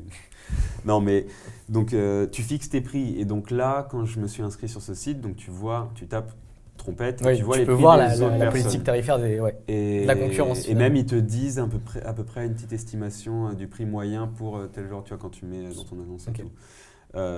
Et donc, tu vois le prix, tu te dis, est-ce que je propose la même chose? Est-ce que je propose un peu moins, un peu plus? Le premier cours que j'ai donné, je l'ai fait à un peu moins. Et puis ensuite, j'ai discuté aussi du coup avec des gens, des potes, des gens dans le milieu, tout ça. Mais tu peux augmenter un peu, machin, je pense, au moins et tout. Et c'était, est-ce que je suis légitime d'augmenter? C'était vraiment la question au début, c'est est-ce que je suis légitime d'augmenter? Et en fait, oui, parce que tu vois vite que tu te déplaces déjà tes profs à domicile. Donc soit les gens viennent chez moi pour certains élèves, soit je me déplace. Déjà, tu as du temps de donc transport, d'organisation. J'essaye d'aller le moins loin possible, tu vois, mais tu as quand même un temps de transport. Là, aujourd'hui, pour situer tes clients, c'est des enfants ou des adultes au niveau Les deux. En gros, là, par semaine, j'ai 4 élèves vraiment réguliers. Un que je vois un peu plus toutes les 2 semaines parce qu'il travaille, c'est un adulte qui travaille vraiment, machin. Et puis, il y en a eu que j'ai eu qui après n'avaient plus le temps, qui ont arrêté, donc tout ça. Et donc, ensuite, tu as testé d'autres prix, tu t'as trouvé une légitimité. En gros, ce qui est bien, c'est que comme j'ai eu un peu des roulements d'élèves, il y a eu un peu un palier, c'est-à-dire les élèves du début. Ensuite, j'avais discuté avant de fixer vraiment les prix, parce que en fait, quand tu passes par le site te taxe un max. Oui, ils prennent une commission. Ils prennent une grosse commission. Énorme même. Disons-le. Disons-le, ils prennent 30%. Okay. Et en gros, plus tu donnes d'heures de cours, moins ils prennent. Moins ils prennent de commission, c'est logique. Sauf la valeur absolue. En fait, ce qu'ils font, c'est qu'ils te taxent à mort les premières fois, parce que avant de valider le premier cours, tu as un gros dossier de... Non, toute information que tu parles via le site en fait, et toute information confidentielle, genre adresse, numéro de téléphone, tout ça est censuré par le site. Donc, soit tu trouves des techniques pour dire rendez-vous telle heure. C'est comme Airbnb, tu n'as pas l'adresse, tu n'as pas le numéro de téléphone, il faut faire la prise de contact. C'est ça. Et donc, en gros, une fois que tu as payé le cours via le site, Là, il y a l'adresse, numéro de téléphone, adresse mail. Et donc derrière, tu peux passer. Et donc derrière, ce que je fais, c'est que je passe à chaque fois. Pour éviter la commission de 30%. Juste, je tiens à le préciser parce que c'est important, ça c'est des ressentis. Toi, tu dis que 30% c'est énorme. Quelle est la raison probablement de la commission de cette plateforme? C'est qu'elle va en fait te référencer, elle va te permettre d'être visible auprès de certains clients. Des personnes qui vont pouvoir du coup derrière te payer pour acheter des prestations, et c'est des personnes qui peut-être ne t'auraient pas vu, n'auraient pas pu savoir que tu proposes des cours si tu n'étais pas sur la plateforme. Donc c'est la raison pour laquelle la plateforme prend sa commission. C'est ceux qui vont sur le site, pareil que quand tu vends des créations aussi, tu as le truc, tu n'as pas à gérer le truc client, s'il trouve un truc, il l'achète et tu n'as pas à devoir parler, devoir donner ton PayPal ou ton machin. Donc après, voilà, on peut discuter du montant du pourcentage. De toute façon, je ne critique pas non plus le pourcentage dans le sens où ils proposent aussi un abonnement pas très cher, tu vois. Et en fait, l'avantage de l'abonnement, déjà, tu n'as pas de commission, rien du tout. Et puis, c'est pratique pour ceux qui ont déjà des clients réguliers, ils savent qu'ils vont faire un certain chiffre, donc ils peuvent se permettre de mettre l'abonnement de base. Par exemple, et du coup, ça te gonfle tes stats sur le site. Pour être mieux mis en avant. C'est ça. Mais en fait, ce qui est super cool quand tu es abonné, c'est que surtout, tu as accès aux coordonnées des gens directement. Donc en gros, le truc, c'est que par exemple, toi, tu vas vouloir des cours de musique. Tu vas taper cours de violon sur le site et tu vas avoir 5 profs différents. Et tu te dis, bon, je vais envoyer un message aux 5 profs. De l'autre côté, toi, en tant que prof, tu ne reçois pas la notification directement parce que tu reçois en fait un mail ou un SMS qui te dit « Ah, vous avez reçu », mais parfois, ça fait 2 heures que le mec a envoyé le message. Si tu es malchanceux, le mec, il a envoyé le message, il a déjà reçu 2 réponses, donc après, il ne va jamais te répondre, tu vois. Il y a une rapidité à atteindre la personne. Alors que si tu as déjà les coordonnées, en fait, tu peux, dès que le mec t'envoie un message, tu l'appelles directement « Coucou, alors voilà, j'ai eu tes coordonnées via le site, machin ». Et là, tu peux commencer à draguer professionnellement. Là, tu peux commencer à parler et tout. Et voilà. Mais donc, en fait, au début, il faut essayer de donner le max d'informations tout de suite. C'est-à-dire au début, je m'étalais un peu. C'était « Bonjour, est-ce que vous êtes disponible pour un cours de trompette, machin ?» Et je fais « Oui, bien sûr, quand ?» Point d'interrogation. Et du coup, j'attendais. Et parfois, on me répondait, parfois, on me répondait pas. Et en fait, ce qu'il faut essayer de faire, c'est plutôt de « Oui, bien sûr, je suis disponible tant. Quand est-ce que vous voulez commencer? Renvoyez-moi un message. On programme le premier cours. Je mets toutes les informations dans un message. Et comme ça, quand le mec reçoit, il a tout le truc précis. Il fait le truc. C'est super intéressant ce que tu évoques parce qu'en commerce, c'est ce qu'on appelle la phase d'exploration client. Donc, essayer de saisir en fait de quoi ton client a besoin, de quoi il a envie et surtout toutes les modalités pour faire la prestation. Toi, en photo, je pense qu'au niveau, tu as le même souci sur la prise de brief. C'est-à-dire savoir vraiment avoir tous les attendus de ton client. Mais ça, c'est un truc, tu vois, que je trouve que ça serait bien qu'on ait des cours comme ça en photo, parce que genre on apprend à faire de l'art, mais on ne sait pas du tout comment le vendre. C'est ça, et c'est compliqué. Et moi, je suis très nulle en interaction sociale, et du coup. On dirait pas. Non, mais en plus, ça te bouffe une certaine énergie. Bien sûr. Toi, en vrai. L'idéal, ce serait de créer en ermite toute l'année, pour moi. Et de pas avoir du tout à t'occuper de cette montagne. Si, parce que j'aime bien le contact, tu vois, quand je crée quelque chose avec quelqu'un, discuter du projet, le shooter et tout, genre c'est le sujet que j'aime bien. Mais genre, tout ce qui est périphérique autour. Ouais. Puis je suis un peu nulle en papier, en machin, donc ça me saoule vite fait, quoi. Et toi, Aglaé, est-ce que tu es nulle en papier, en machin? Tu voulais réagir, avoir des questions? Ouais, mais en fait, j'ai surtout une question. Bon, après, je suis très nulle en chiffres. Je comprends très peu les chiffres et la valeur des chiffres. Et donc, de l'argent, globalement. 1 €, c'est un peu plus que 90 centimes. Waouh. Non, mais du coup, comment vous faites, genre surtout au début, pour estimer le prix de votre temps? Parce qu'en soi, quand tu utilises les matériaux, etc., ça te fait des références de je vais leur faire payer tant parce que j'utilise tant de matériaux qui coûtent tant et du coup machin. Et comment tu estimes au début la valeur que ton temps et ton énergie ont à mettre là-dedans? Parce que je sais que moi, si on me demande maintenant, je suis incapable de le dire. Juste avant que vous répondiez sur vos expériences et en tant que créa, juste pour une toute petite notion théorique, c'est que là, ce que tu viens d'évoquer, c'est calculer son prix par son coût de revient. C'est-à-dire en fait combien ça te coûte de produire la prestation, le produit, le service. Il y a d'autres manières de calculer ton prix. Ça peut être par la cote, par exemple. Donc, quelle est ta cote sur le marché de l'art? On s'en fout de savoir que ta peinture, elle t'a en prix intrinsèque, la toile plus la peinture, plus l'atelier dans lequel tu as peint, si ça coûte 1000 balles. Si tu calcules par rapport au coût de revient, tu dis ok, mon prix doit être plus de 1000 €. Généralement, sur des produits, on fait 30% de marge, donc je vais mettre 1300 € et 300 € de bénéfice. Il pourrait aussi dire je la vends 1 million.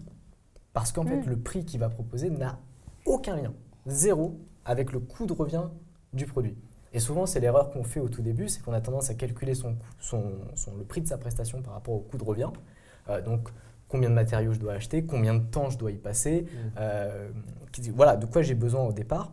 Or, à terme, tu vas voir que tu vas être amené à souvent calculer ton prix et le définir par ta popularité. C'est-à-dire, en fait, il va y avoir une mécanique assez logique d'offre et de demande. C'est que plus il y a de personnes qui vont te vouloir parce qu'on kiffe tes photos, on kiffe ta musique, on kiffe tes projets. C'est comme quand tu payes la marque.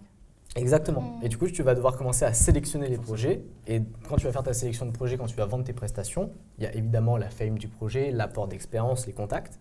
Et il y a aussi le prix, en fait, que les gens, le budget que les gens vont pouvoir proposer.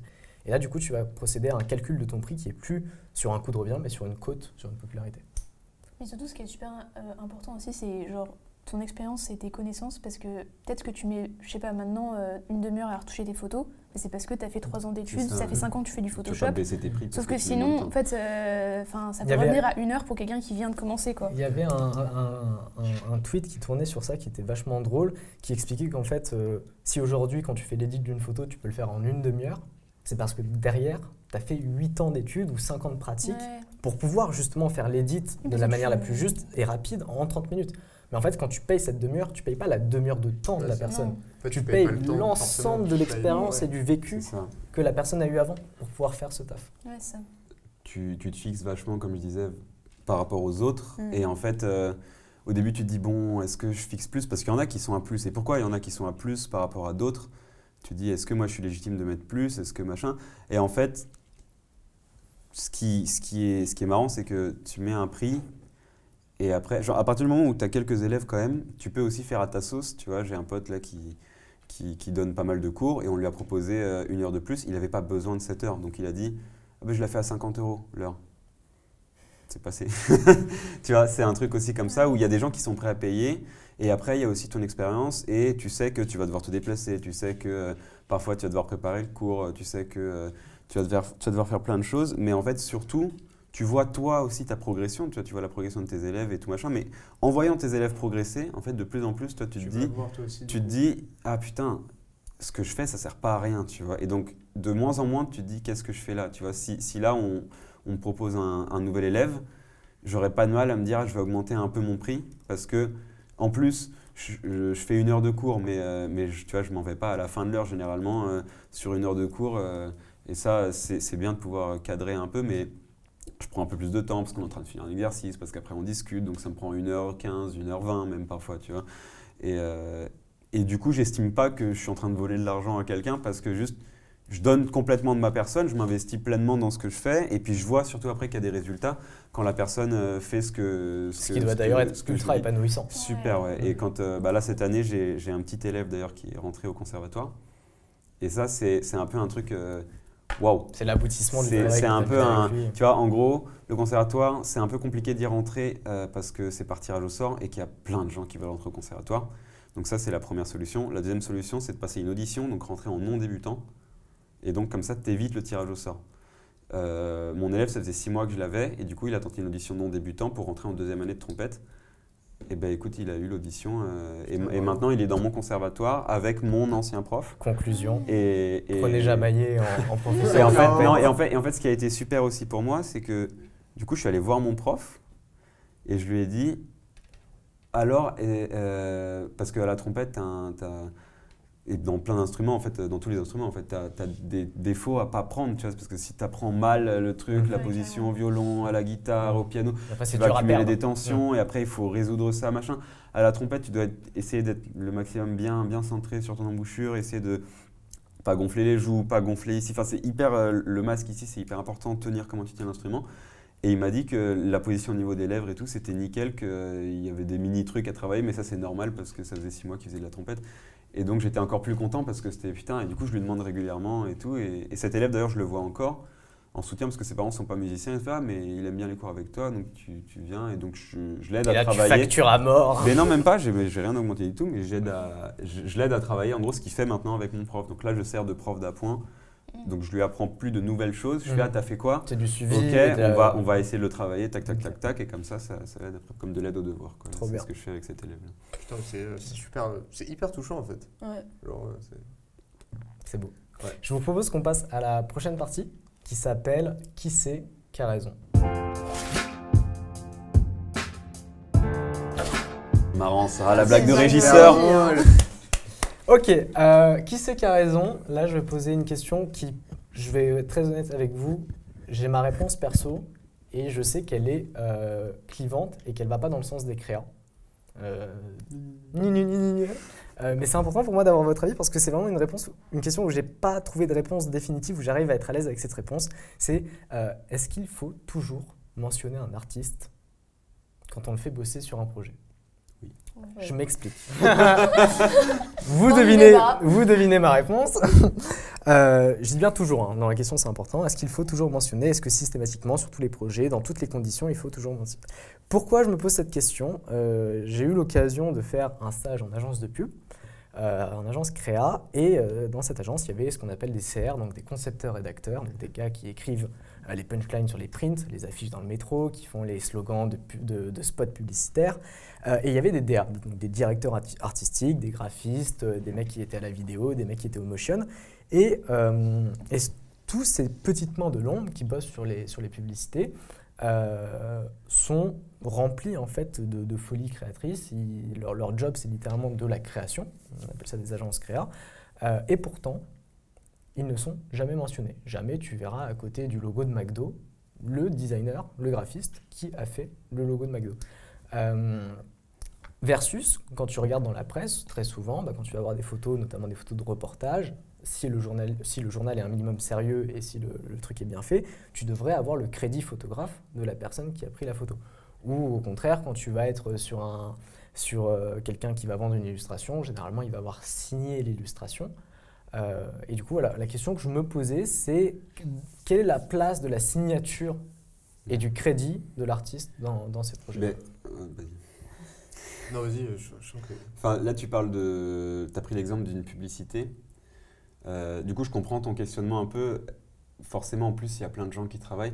Le truc, c'est qu'une pub, c'est fait pour être accrocheur, c'est fait pour qu'au premier regard, tu vois, si tu vois, genre, à côté d'une pub, Michel, Bidule, Roger, Paul, en fait, tu vas plus voir la pub, tu vois. Et sauf qu'après, je suis sûr que si tu cherches sur Internet qui a créé le logo McDo, tu vas trouver le nom exact de la personne. En fait, il faut que ce soit mentionné quelque part, pas forcément sur le spot en soi. D'ailleurs, quand tu vas écouter une musique, je pense pas que, par exemple, si c'est un rappeur qui pose sur une instru, le rappeur il va pas toujours mentionner le beatmaker qui a fait l'instru dans le morceau. Par contre, c'est important qu'il le mentionne dans les crédits du morceau, dans une pochette quelconque ou quoi. C'est important que si toi tu cherches à savoir qui a fait quoi, ce soit dit et mentionné, qu'en fait, qu'il n'y ait pas de mystère sur la personne. Tu vois, c'est un mec, on sait pas trop. Mais ça dépend aussi, parce que les cas que tu as dit, ça dépend si tu vends tes droits d'auteur aussi ou pas, parce que du coup, c'est pas le même prix. Enfin, en photo, dans pub et tout, la plupart, tu n'as pas le nom du photographe parce qu'il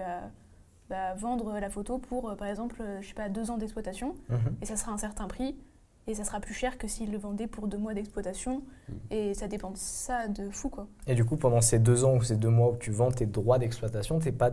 la personne qui achète n'est pas obligée de créditer ou de mentionner. Ça dépend du contrat exactement, tu vois. Mais... Si le contrat dit que tu lègues complètement pour une durée de 2 ans, du coup... Mais ça influe sur le prix, quoi. C'est ça, mais c'est que du coup, ils ont payé pour ne pas avoir à te mentionner ou quoi, mais je suis sûr que si tu cherches quand même, tu vois qui a fait la création. Et surtout, ça dépend, parce que quand tu réalises une pub et que du coup, tu fais partie de l'entreprise qui a réalisé la pub, et de l'agence de com, etc. En soi, tu travailles pour eux. Donc, c'est censé être une sorte de travail d'équipe. Et effectivement, quand tu recherches, parce que nous, on nous demande plein de fois de réaliser des plans de com ou d'analyser des pubs, etc. Il faut qu'on dise qui a fait quoi au DUT, là.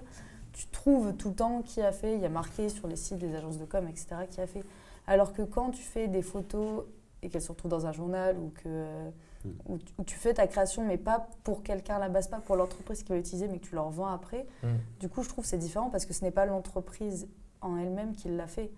Donc forcément, si c'est pas ce qu'elle a fait elle, il faut le mentionner quelque part pour qu'on sache. Alors que quand tu réponds à une demande, t'es employé par la personne. Quoi. Ouais, je pense qu'il faut vraiment différencier la création et la création dans une entreprise. Et par exemple, tu vois, genre, moi je trouve que c'est un bon exemple, mais par exemple, le petit journal Brut, par exemple, tu vois, un mec qui est quand même assez connu maintenant dans les médias. J'allais dire le petit journal. Le petit journal, voilà. Le gros brut. Le gros brut.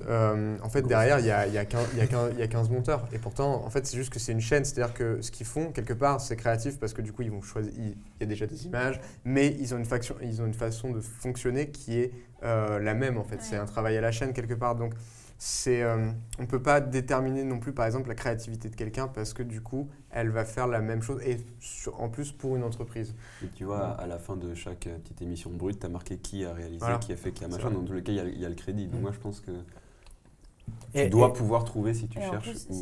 Après, ça peut être une bande démo. C'est pas la même créativité qui est demandée quand tu fais, genre par exemple, si tu fais tes photos, c'est tout ton univers, etc., que si tu fais une publicité où ça va être l'univers de la marque, la DA de la marque, etc. Et donc là, j'en viens à un sujet qui... Je trouve cette conversation super intéressante parce que ces éléments de réponse, forcément, soit avec vous, soit avec d'autres, j'y ai déjà été confronté. Mais du coup, est-ce que c'est bien parce qu'il y a une dimension artistique à la prestation qu'on y associe le nom? Parce que, exemple caricatural, mais qui permet de bien saisir, mon plombier, quand il vient chez moi et qu'il répare la plomberie, c'est lui qui a fait le travail. Il signe pas ses tuyaux. Il signe pas ses tuyaux. Et je pose la question de premier degré. Est-ce que tu vas faire une exposition chez toi en montrant tes tuyaux? Ouais, voilà. Tu vas pas montrer tes tuyaux à tout le monde. Mais par contre, tu peux conseiller à des gens, ouais, putain, Jean-Mi le plombier, je vous jure, il est trop fort, il a réparé ma tuyauterie 5 fois. Donc je le paye en visibilité? Non, parce que tu l'as payé en plus. Je l'ai payé en vrai. Mais ce que je veux dire, c'est que là, c'est pour les gens, tu vois. Alors que le plombier en soi, toi, tu le connais et tu t'en fiches qu'il signe tes tuyaux et lui, c'est pas comme une photo qui est exposée chez toi, quoi. C'est ça, genre, tu vas pas exposer un tuyau. Je pense que si tu exposes, si tu découpes... Ça devient de l'art moderne, fais gaffe. Marcel Duchamp arrive. Si tu fais une exposition sur et en plus, non, parce que si tu fais une exposition sur un tuyau, c'est pas lui qui a fait le tuyau, tu vois. Mais si tu fais une exposition sur des tuyaux impeccables, par exemple, et que tu prends des photos chez toi de tes tuyaux impeccables, tu peux dire que c'est grâce à Jean-Mi que tes tuyaux sont impeccables. Mais c'est pas non plus lui qui a créé le tuyau, ni rien du tout. La question de tarot d'autant plus... Je pense qu'il y a la dimension artistique qui va dedans, parce qu'à chaque fois, je sais pas, moi, j'ai beaucoup de mal avec le fait quand on parle à chaque fois de différencier l'œuvre de l'artiste. Parce que quand tu crées une œuvre, tu mets... Non, mais quand Sujet houleux aussi. Aïe. Non, mais quand ça dépend de plein de trucs, mais bref, mais quand tu fais une œuvre, tu mets forcément... bien Picasso. Tu mais forcément de toi dedans, surtout quand... Non, mais par exemple, il y avait eu des débats là-dessus, etc. Je sais que j'avais parlé avec des gens justement de l'affaire Polanski, où il faisait le parallèle avec Maznev, qui lui avait fait des œuvres, qui racontaient ce qu'il avait fait, etc. Et qui, du coup, là, tu ne peux absolument pas séparer l'homme de l'artiste. Par contre, à côté, il y a des gens qui me disaient qu'ils séparaient un peu plus Polanski et l'homme de l'artiste. Après, ça, c'est un débat autre. Mais du coup... tu vends un peu de ta personne et de ce que tu fais, etc. Alors que le plombier, tu peux plus... je trouve qu'on sépare plus facilement l'œuvre d'assemblage des tuyaux et le plombier en lui-même. D'accord, donc toi... J'ai l'impression que si c'est la notion d'artisanat et d'art aussi, tu vois. Par exemple, moi, quand je vends mes tirages aussi, selon si t'es auto-entrepreneur ou à la GSA en artiste-auteur. En artiste-auteur, tu dois avoir un nombre limité de tirages pour pouvoir le vendre en tant qu'œuvre d'art. Et si tu les vends à la chaîne c'est en auto-entrepreneur et du coup parce que c'est plus considéré comme une œuvre d'art, tu vois. Si je fais 50 mugs avec ma photo, ça va pas être considéré. Alors que par contre, si je fais des tirages, il faut que j'en mette par exemple 30 et je mets un sur machin et tout. Donc finalement, il y a aussi le côté d'exclusivité qui fait la valeur de ça. Déjà, il ne faut pas oublier que c'est un gros business. Donc forcément, on paye quelque part l'exclusivité aussi. Ouais. Quand tu vas dans un musée, tu payes l'exclusivité. Toi, tu vas aller voir quelque chose que d'autres ne verront pas. Et peu importe la réflexion qu'il aura, on s'en fout. On s'en fout complet. Je suis bien d'accord. Mais il y a le truc artistique vachement, parce que même tu parles d'artisanat, quand tu vas chez un luthier, tu vois, si le mec il fait que réparer ton instrument, il va pas signer la réparation, tu vois. Alors que si tu vas chez un luthier acheter un violon que lui a fait, tu peux être sûr que quelque part dans l'instrument, il aura signé son œuvre, parce que c'est une œuvre d'art en soi, tu vois. C'est un truc qu'il a créé, qu'il a mis. S'il fait que réparer, il l'a pas créé. Tu vois, il a pas eu la réflexion. Il a pas. Après, il a créé la réparation, mais là, c'est philosophique.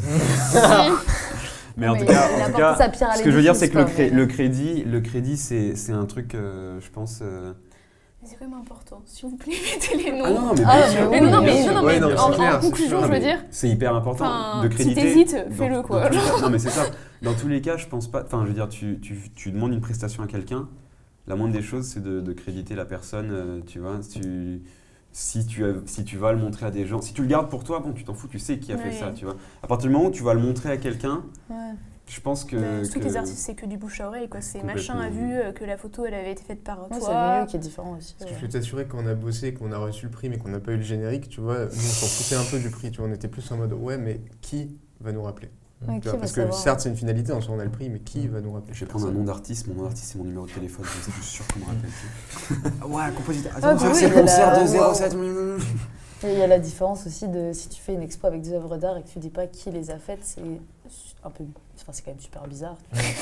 Genre, ou alors c'est le mec qui ça peut être un concept. Non, mais tu sais, tu vas voir des gens, mais tu ne sais pas qui c'est. Du coup, au final, ça ne t'a Il a créé Souzy. Au final, ça te fait moins découvrir de gens et d'univers et de choses que des gens font.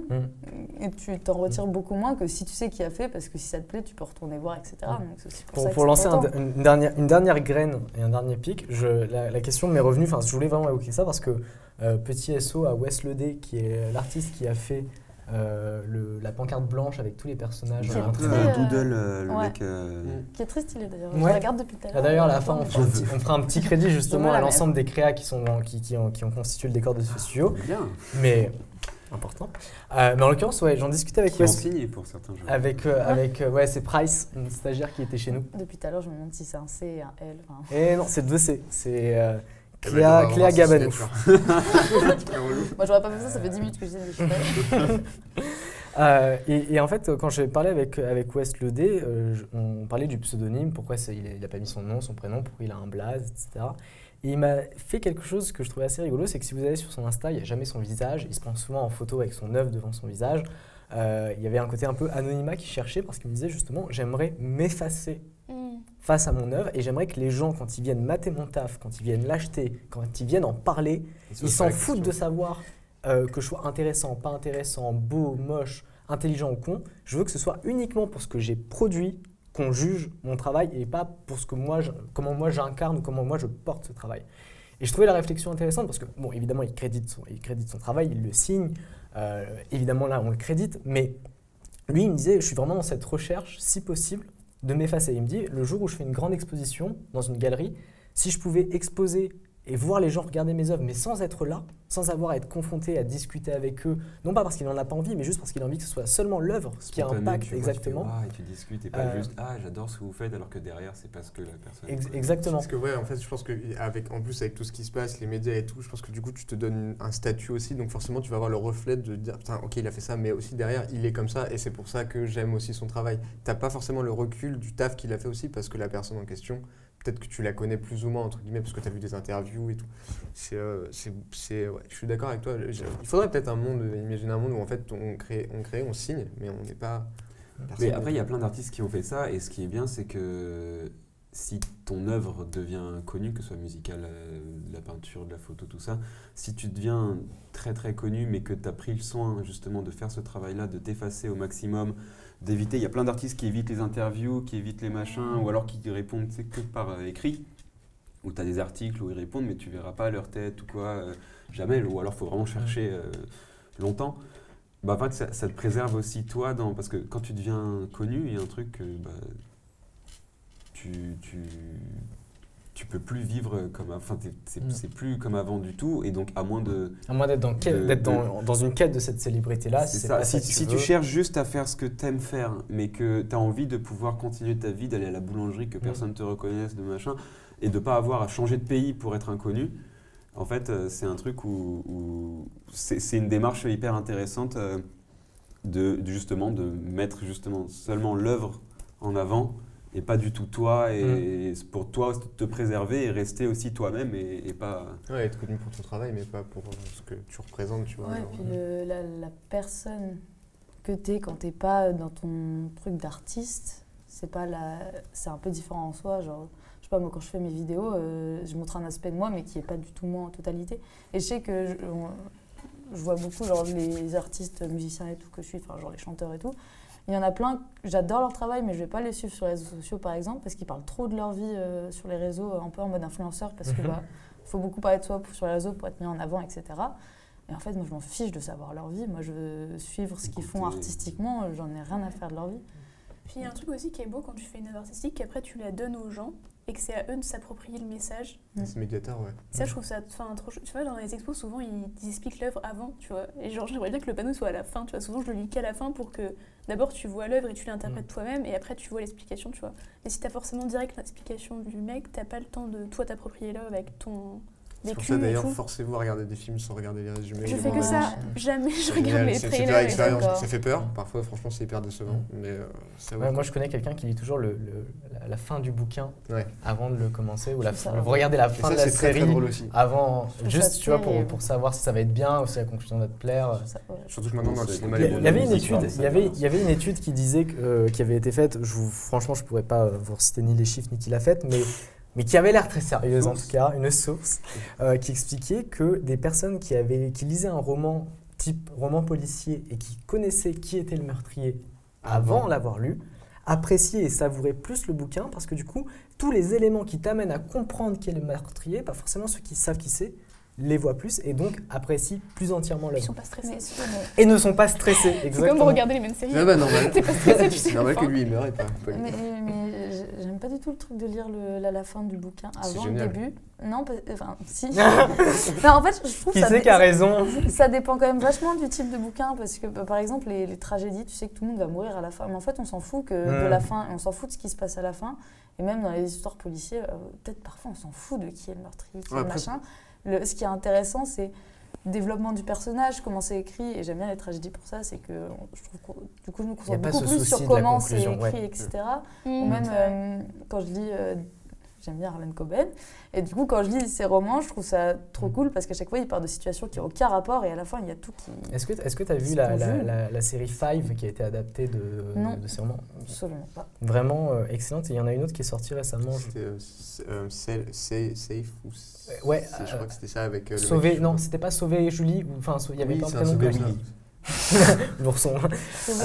Mais effectivement, je te rejoins. Mais Harlan Coben, franchement, des thrillers vraiment, vraiment très cool. Ah, mais du coup, moi je préfère voir l'évolution de ce qui se passe. Du personnage. Et comment ça se ressemble à la fin plutôt que de savoir. C'est le chemin qui compte finalement. Exactement. Pour conclure cette partie, je vais citer Le Phare qui, dans le son Beach avec Val, dit si je fais pas trop d'interviews, c'est que je préfère laisser le son causer.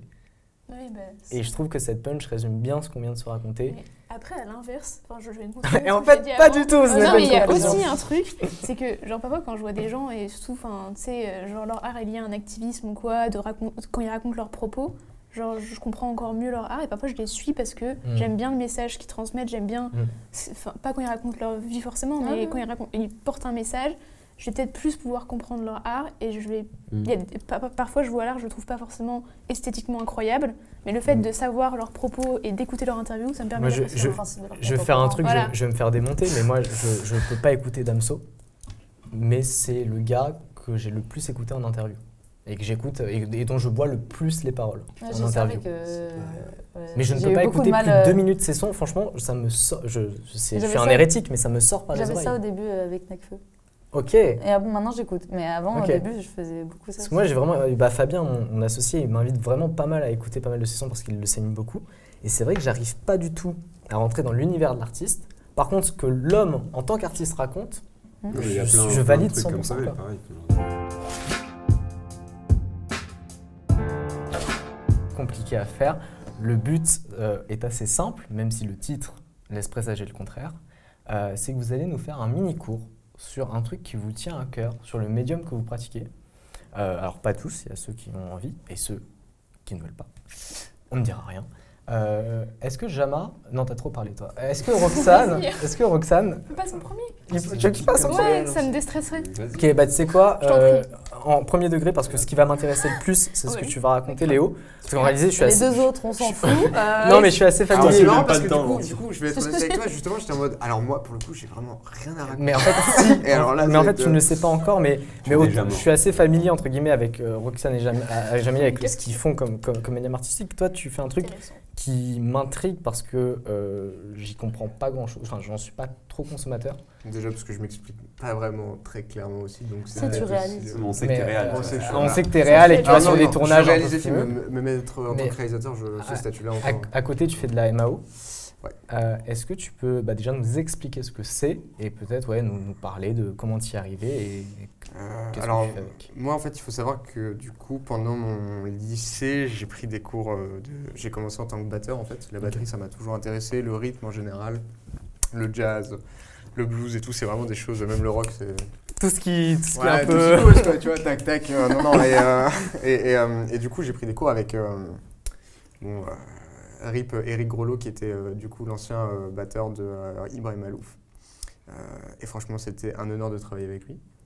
Donc voilà, et en fait, à partir de là, donc j'ai fait mes quelques années de batterie. J'en ai fait pendant 3 ans, je crois. Voilà, et pareil, on avait aussi fixé un programme avec le CNSM et tout, parce qu'ils trouvaient qu'il y avait quelques capacités peut-être à creuser et tout, donc j'étais plutôt fier. Mais bon, ça s'est pas fait suite à quelques événements compliqués dans sa vie. Et du coup, en fait, avec le cinéma, en fait, c'est assez marrant que tu dis ça parce que le MAO et tout. Juste un jour, on était en cours de montage, et un cours comme les autres, et juste moi, je m'emmerdais parce qu'on devait monter un truc sur des vaches.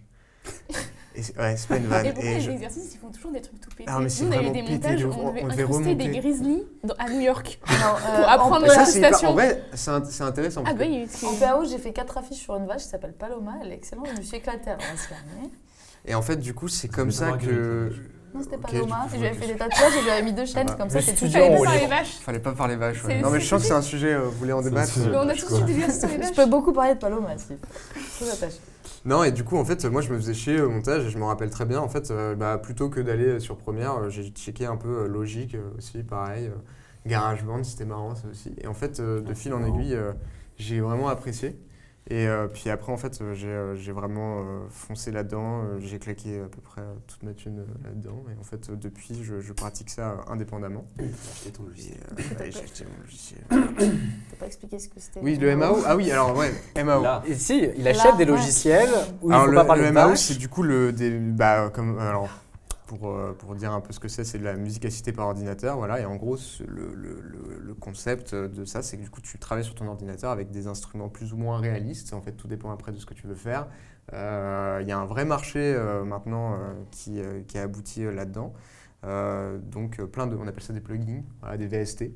C'est des échantillons qui sont créés dans des studios et en fait après c'est à toi qui sont incorporés ensuite sur ton ordi que tu achètes, qui coûtent extrêmement cher, ou alors du coup tu les craques parce que tu n'es pas un pigeon et que ouais, t'as pas trop d'argent. Et donc, Du coup, il y a des artistes qui travaillent pour toi que tu payes pas, c'est ça? C'est ça que tu es en train de me dire? Non. Ouais, Alors pas moi pour lui. j'ai toujours acheté mes logiciels, il faut le savoir, parce que déjà je suis extrêmement nul en craquage. Et, C'est la seule raison je d'ailleurs. suis un énorme pigeon aussi. moi j'ai plein de logiciels.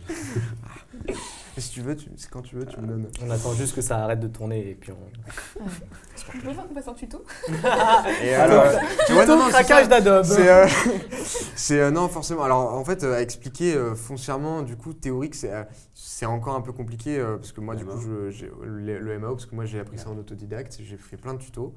Bon depuis j'ai quand même pris pas mal de marques maintenant parce que j'ai fait GarageBand, j'ai fait FL Studio et après du coup je me suis vraiment mis à Ableton et Pro Tools aussi pour tout ce qui est du coup un peu mixage avec un ami à moi. Et donc voilà, quoi, est-ce que tu as des questions par rapport à ça? Je peux essayer d'y répondre. Là principalement tu taffes sur Ableton. Ableton, ouais. Parce que du coup moi je me suis vachement orienté dans tout ce qui est un peu expérimental, électro aussi. Et donc C'était drôle parce qu'au début, la MAO, quand ça a commencé à prendre de l'essor et de l'ampleur et genre à devenir plus lambda, j'ai vu plein de gens qui font des instruments à la base, qui jouent vraiment de l'instrument et tout, qui rageaient en disant que du coup c'était pas de la vraie musique parce que c'était de la musique par ordinateur. c'est pas encore assez démocratisé. Ouais. Non, Ouais. mais Et du coup ils sont là, non, c'est pas de la vraie musique. Il y a alors surtout que... la différence entre les gens qui font de la MAO et qui vont avoir un piano, qui vont essayer de faire des trucs tout complets, et les gens qui composent à la souris. Là, c'est encore un vrai. Voilà, il y a encore aussi un autre débat aussi. Voilà. Après, ça n'empêche pas que les gens qui composent à la souris, ils te font des trucs de fou que toi-même tu serais pas capable de faire, mais c'est sûr.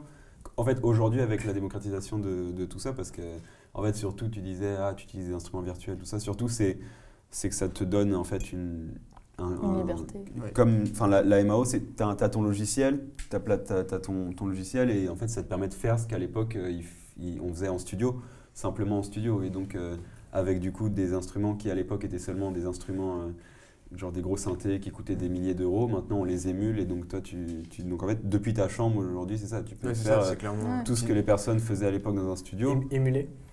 Émuler, donc tu prends ton instrument, par exemple un synthé des années 80 type, et en fait ils vont le sampler, ou alors dans le cadre d'un synthé, tu as tout le programme du synthé, et en fait ils vont faire la même chose mais sur un ordinateur pour en fait donc faire le même ton son. clavier devienne un peu... En gros le plugin de l'instrument, quand ça vient d'un instrument qui existe à la base, je pense surtout au synthé parce que du coup ils te font vraiment des plugins où c'est c'est tel synthé mais dans ton ordinateur. Ça va être le programme du synthé et donc ses capacités, tout ça, dans l'ordinateur directement grâce à tous les algorithmes, tous les trucs, tous les machins.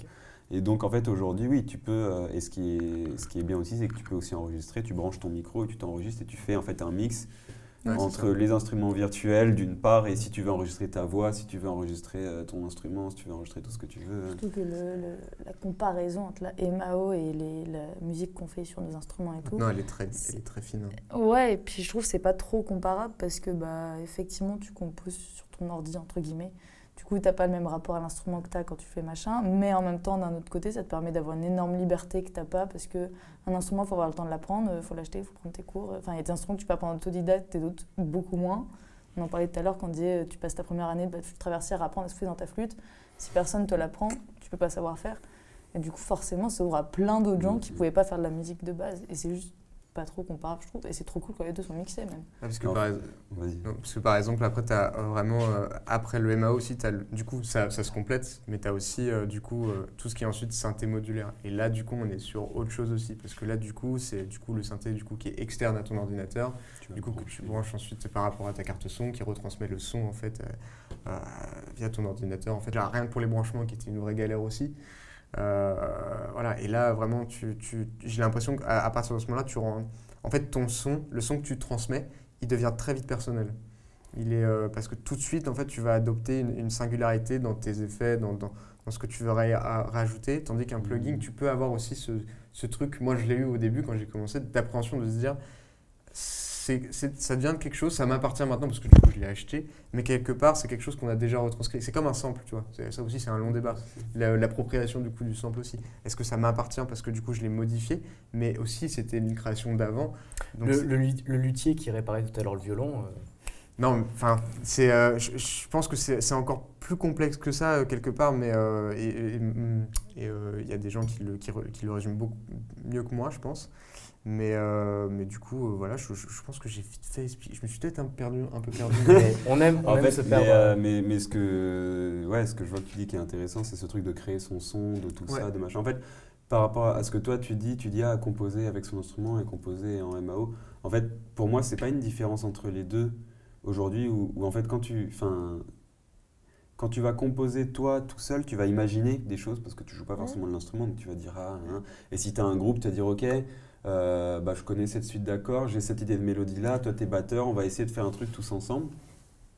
Avec la MAO, tu vas, par exemple, ce que ça va te permettre de faire, c'est tester toi de ton côté, donc tu vas tester tes trucs, parce que tu as des mini-bases en piano aussi, machin, mais tu joues d'un autre instrument, donc en fait tu vas faire ta base, tu vas enregistrer par exemple de la flûte avec des effets que tu vas tester et tout, et donc là tu vas avoir une maquette, et après si tu as des gens des potes à toi qui jouent, tout ça, machin, ce qui est incroyable, c'est de dire, du coup, est-ce que toi tu peux m'enregistrer une piste de batterie, s'il te plaît, parce que moi je suis pas batteuse du tout, mais je vois à peu près ça comme rythme. Donc en fait, tu crées complètement un truc, mais en fait, du coup, tu peux le présenter à plein de gens en disant, est-ce que tu as une idée de machin pour avancer en fait la composition, mais c'est comme si, à l'époque, quand ils composaient sur papier ou quoi. C'était globalement la même chose quand tu te dis tiens je vais paf au piano, je vais faire ça et puis après en fait, je vois bien ça en fait, donc là tu vois bien ça, mais en plus comme tu as des sons virtuels tu peux tester ça pour après le... Je disais juste que je trouve qu'il n'y a pas le ressenti quand j'écoute des gens qui jouent directement ou de la MAO n'est pas le même du tout. Mais ça ne veut pas dire qu'il y en a un qui est meilleur que l'autre. Non, mais quand tu dis que le ressenti quand tu écoutes des gens qui font la musique et de la MAO, tu parles de genre de musique précis ou de quoi tu parles? Parce qu'aussi, aujourd'hui, MAO, en fait, si tu vas enregistrer chez quelqu'un pour un projet qu'il y a 99% d'audio seulement, ou même 100% d'audio, même si après en fait le mec il met des effets, il met des trucs, techniquement ça reste de la MAO le truc parce que le mec il t'a pas enregistré sur des consoles analogiques machin, il y a un support... Je parle juste de la différence de quand, même si ça a été enregistré et qu'après c'est modifié, si c'est quelqu'un qui l'a joué sur son instrument ou si ça a été créé directement sur ordinateur, le son de base. Ok, donc tu parles de plutôt son virtuel ou son... Ouais, voilà. En fait ça dépend, parce que, par exemple, j'invite vraiment je pense à regarder des petits... alors en fait, dans l'électronica et tout, ils sont assez connus dans leur milieu, mais... pas autant que par exemple du coup dans le milieu du rap où tout de suite on sait qui est Damso, on sait voilà. Là par exemple Alessandro Cortini, moi c'est un mec que je suis énormément parce que c'est vraiment de l'expérimental mais à base que d'électronique avec des basses énormes et en fait ces sons durent 10 minutes. Et par exemple tu vois ce qui est bien c'est que tu vas avoir des instruments réalistes. Je repense par exemple à Ben Frost qui a fait la composition de Dark aussi. Je ne sais pas si vous avez vu la série sur Netflix. Si, trop bien. Les musiques sont géniales. Et en fait, bon, je ne sais pas s'il les a toutes composées parce que le générique, je crois que c'est Apparat qui a fait la musique. Mais par exemple, tu vois, il y a ce lien où tu vas vraiment avoir des instruments, tu as l'impression d'avoir un violon par exemple, mais tellement modifié en fait que en termes de son, tu n'as jamais entendu ça, mais c'est tellement... En fait, je trouve que tu peux marquer grâce au MAO, je pense que tu peux marquer une singularité maintenant dans un film notamment, parce que du coup ça a ouvert la voie à plein de gens dans l'audiovisuel aussi. Maintenant il y a tellement de compositeurs aussi qui font du MAO et pas forcément d'instruments à côté, et qui sont payés pour ça en fait. Et c'est génial parce que du coup tu as vraiment maintenant une... Alors après, l'inconvénient, c'est que du coup, il y a de plus de gens sur le monde marché. Forcément, c'est plus compliqué de se démarquer. Mais le sujet est super intéressant et c'est un peu un débat, entre guillemets, infini et sans réponse. C'était quoi la question c'est quoi la question Juste, je vois le temps filer. Alors, initialement, on devait tous faire un mini-cours sur son truc. Mais il est déjà presque très tard. Du coup, hyper vite. Il est 23h30. Il est 23h30 déjà. Je vous invite à ce qu'on passe à la dernière partie de l'émission. S'il est presque très tard, il est juste tard. Finalement. Bien chier avec les... Ou alors super tard. Non, ça vient Non, c'est après. T'as rien compris. Hein. Récemment, je suis venu te voir jouer sur scène, Jamaillé. C'était au Cirque Électrique. Tu tournais avec ton orchestre, si je ne dis pas de bêtises, qui s'appelle... L'orchestre Nobis. Gros big up. Gros big up. Est-ce que avec cet orchestre ou avec d'autres orchestres, tu as des projets à venir, des endroits où on peut venir te voir jouer éventuellement, ou t'entends? Écoute, avec cet orchestre-là, il y a plein de projets prévus pour l'année. Il y a... Pas encore de date précise pour chaque projet, mais en gros, c'est un truc où tu sais un peu en fait, au début de l'année à peu près quel projet il y aura. On va faire un petit concert un peu plus classique en fait, avec cet orchestre qui est un peu une formation. Ça, c'est un petit orchestre. On commence à être pas mal nombreux, mais par rapport à un véritable orchestre symphonique, c'est un petit orchestre et on est tous un peu jeunes et tout. C'est un orchestre vachement jeune et on a tous envie de tester plein de choses. Et puis on répète au Cirque Électrique, le cadre est... on n'est pas dans une salle, enfin c'est pas un orchestre dans les règles de l'art d'un orchestre classique, tout ça. Donc en fait on teste plein de choses. On a fait, justement quand tu es venu au concert, nous dans nos spectacles en fait ce qu'on a fait c'est qu'on a joué des compositions de notre chef d'orchestre et ces compositions ont été, il y avait un spectacle de circassiens devant chaque composition en fait. Et un truc vachement expérimental aussi, où ça travaille beaucoup plus, où il y avait la fusion des médiums. C'est ça, on a eu aussi une collaboration avec un mec qui fait un peu de la pop-rock fusion, bref, un peu étrange, mais dans son univers et tout. Mais donc en fait, on se ferme à aucune collaboration. Et là, comme projet dans l'année, on va avoir normalement un projet avec des compositeurs qui peuvent être justement des gens proches de nous, pour en gros faire jouer des œuvres que des gens composent, ce qui est en fait un truc que tu n'as pas souvent l'occasion quand tu composes pour un énorme ensemble. Oui, trouver les personnes qui vont ça. pouvoir Et ça, on en parle justement, on parlait de MAO et de musique jouée pour de vrai. Parfois, tu composes quelque chose par ordinateur dans le but de pouvoir le faire jouer après. Tu vois. Sauf que trouver les gens, trouver un ensemble qui accepte, trouver machin, c'est compliqué. Et donc là, ce truc-là, c'est justement on est tous musiciens dans cet orchestre. Pas tous musiciens professionnels ou musiciens qui aspirent à être musiciens professionnels, mais on connaît tous du coup des potes à nous qui composent plus ou moins.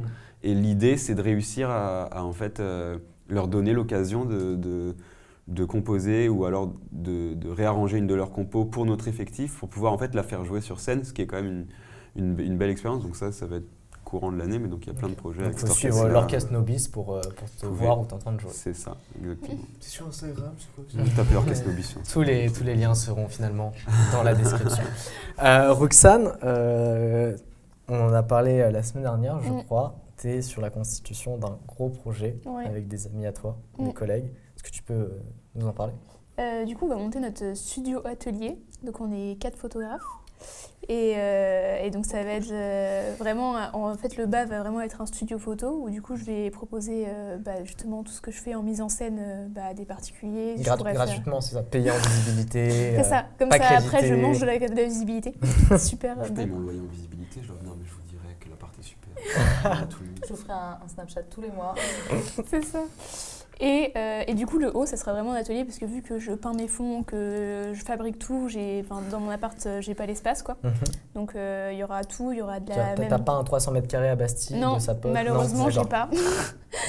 Et donc, on fera plein de trucs aussi, sérigraphie, linogravure, parce qu'on fait tous plein de trucs en plus de la photo. Et du coup, ça va se mettre en place en décembre, et je pense en janvier, ça sera bien prêt. Trop bien. Et donc, ce studio, donc, tu le fais avec d'autres photographes? Ouais, c'est ça, ouais. Et on peut dire qui c'est ou c'est secret? Non, c'est secret. C'est secret. Je te mettrai leur Insta. Peut-être il y a Lorenzo, Shakti et Nicolas. Lorenzo, le rappeur? Non. Que des connexions. Et qui sont 3 photographes qui font plus de la mode. Et donc, du coup, voilà. Et du coup, le studio sera situé? Il va être situé du coup à Aubervilliers. Ok, il y a un nom pour un nom? On est en train de brainstormer. Ok. Parce qu'on a trouvé des noms, mais ils étaient déjà pris, tout ça, nanana. Du coup, on est en train de brainstormer dessus. Oui, parce que c'est vrai que les noms, il faut les déposer à l'INPI. Ouais. J'allais le dire. On vote les mots de la bouche. Institut national de la protection industrielle. Oui, carrément. On vérifiera. De toute façon, tout est approximatif dans cette émission. Ce sera compris. De toute façon, les deux, ils sont regroupés. Mais en gros, ça permet de protéger les appellations tes noms. Je sais plus, moi, je pense que Social Field, je l'ai déposé à l'INPI industriel. Je suis pas sûr qu'il y ait un J'ai eu un test de droiture récemment, mais j'ai très peu révisé. On verra qui a raison. Ok, dès qu'on a l'adresse, dès qu'on a le nom, on peut péter ça, on pourra venir te voir bosser et surtout avoir des prestats, quoi. Ouais, carrément. Et puis du coup, j'ai lancé mon dernier projet avec le 6 Santiago Vial, où j'ai fait un énorme truc pour sa dernière collection. On a fait en 3 parties, 3 shoots, qui est styliste, et avec Charlène Torres, qui est ma make-up artiste avec qui je travaille, que j'adore. Et donc là, on a lancé vidéo, 3 shoots, et là, on travaille sur la prochaine collection. Donc on va refaire une petite histoire, une petite aventure là-dessus. Excellent. Et puis il y a le Queer Winter Market début décembre. Et donc voilà, 20 exposants, pas 250, je sais pas pourquoi j'ai dit 250. Tu as dit tout à l'heure, du coup tu nous avais menti. 20 exposants. C'est 17 mètres carrés. Et il y aura plein de trucs, il y a des drag shows, plein de trucs. Et ça se trouve où du coup? Ça c'est à la Villette. Ok. Et du coup il y aura plein de trucs, des collègues pour le site d'action. Tout se passe dans l'est de Paris, c'est cool. Voilà. Quartier, ouais. Le tiers? J'ai dit 20 ou 250 tout à l'heure? Tout à l'heure, je sais c'était pas. 250. J'ai dit 250? Mathias, tu nous diras 20. combien elle a dit. Ok, donc il n'y a que 20 artistes. Oui, ça marche. c'est déjà beaucoup. Très décevant. 20 tout seul comme ça, sans aucun bruit, comme ça, au montage, il compte. 20. Il fait partie de 1. Toi, t'es un bon tour. Léo, est-ce que tu as des projets de gens à conseiller, à recommander ou des projets à toi? Franchement, appelez-moi là, les gars, c'est la merde. Non, moi, du coup, j'ai réalisé mon court-métrage, voilà, il est terminé, on a fait la première projection, ça y est. Oh, on ne va pas si vite. Comment ça s'appelle? Devant qui? Pourquoi? Okay. Ça s'appelle Une paire de lunettes, voilà. Alors, c'est encore en privé parce que ça va aller dans les festivals, donc je vous invite tous plus tard. T'as un autre J-Pro qui va en festival? T'as un autre projet qui va en festival? Non, j'ai mon court-métrage du coup qui part en festival et tout. Et du coup, donc ça s'appelle Une paire de lunettes, voilà. Pour être plus intime, du coup, ça parle de la relation que j'ai entretenue avec mon père. Donc en fait, c'est un court-métrage qui tourne autour de ça. Voilà, à côté du coup, il y a mon cher compositeur, du coup, Ancre, je vous invite à le rejoindre, qui a composé aussi pour ma musique. Donc, je vous invite, en fait, à... Enfin, voilà, je vous invite à venir le voir, sa page et tout. Et du coup, voilà. Je commence pas à me déstabiliser. J'ai dit aussi, là, moi aussi, j'ai deux trucs. Du coup, composé pour ma musique, moi je comprends pas. Un pote à Watt qui fait de la bonne musique. Voilà, et du coup, je vous invite aussi, parce qu'on fait de belles collabs. Franchement, et donc, ça s'appelle sur Insta Ancre. Officiel. Officiel, ouais. Ouais, parce que c'est vraiment officiel. C'est sérieux. Ouais, ça va. Il démarre doucement, le coco. Bon, nice, trop bien. Agley, des actus, des news, des trucs. Allez, la fin d'émission arrive. Si je veux avoir des cours de catamaran, faut que je vienne. C'est la Tu vas où tu veux. Je vais où je vais. Non, fais-le googler, non, si tu veux, mais je pense pas qu'ils aient besoin de mettre plus, honnêtement. Des projets en cours, des trucs à partager, des artistes à recommander.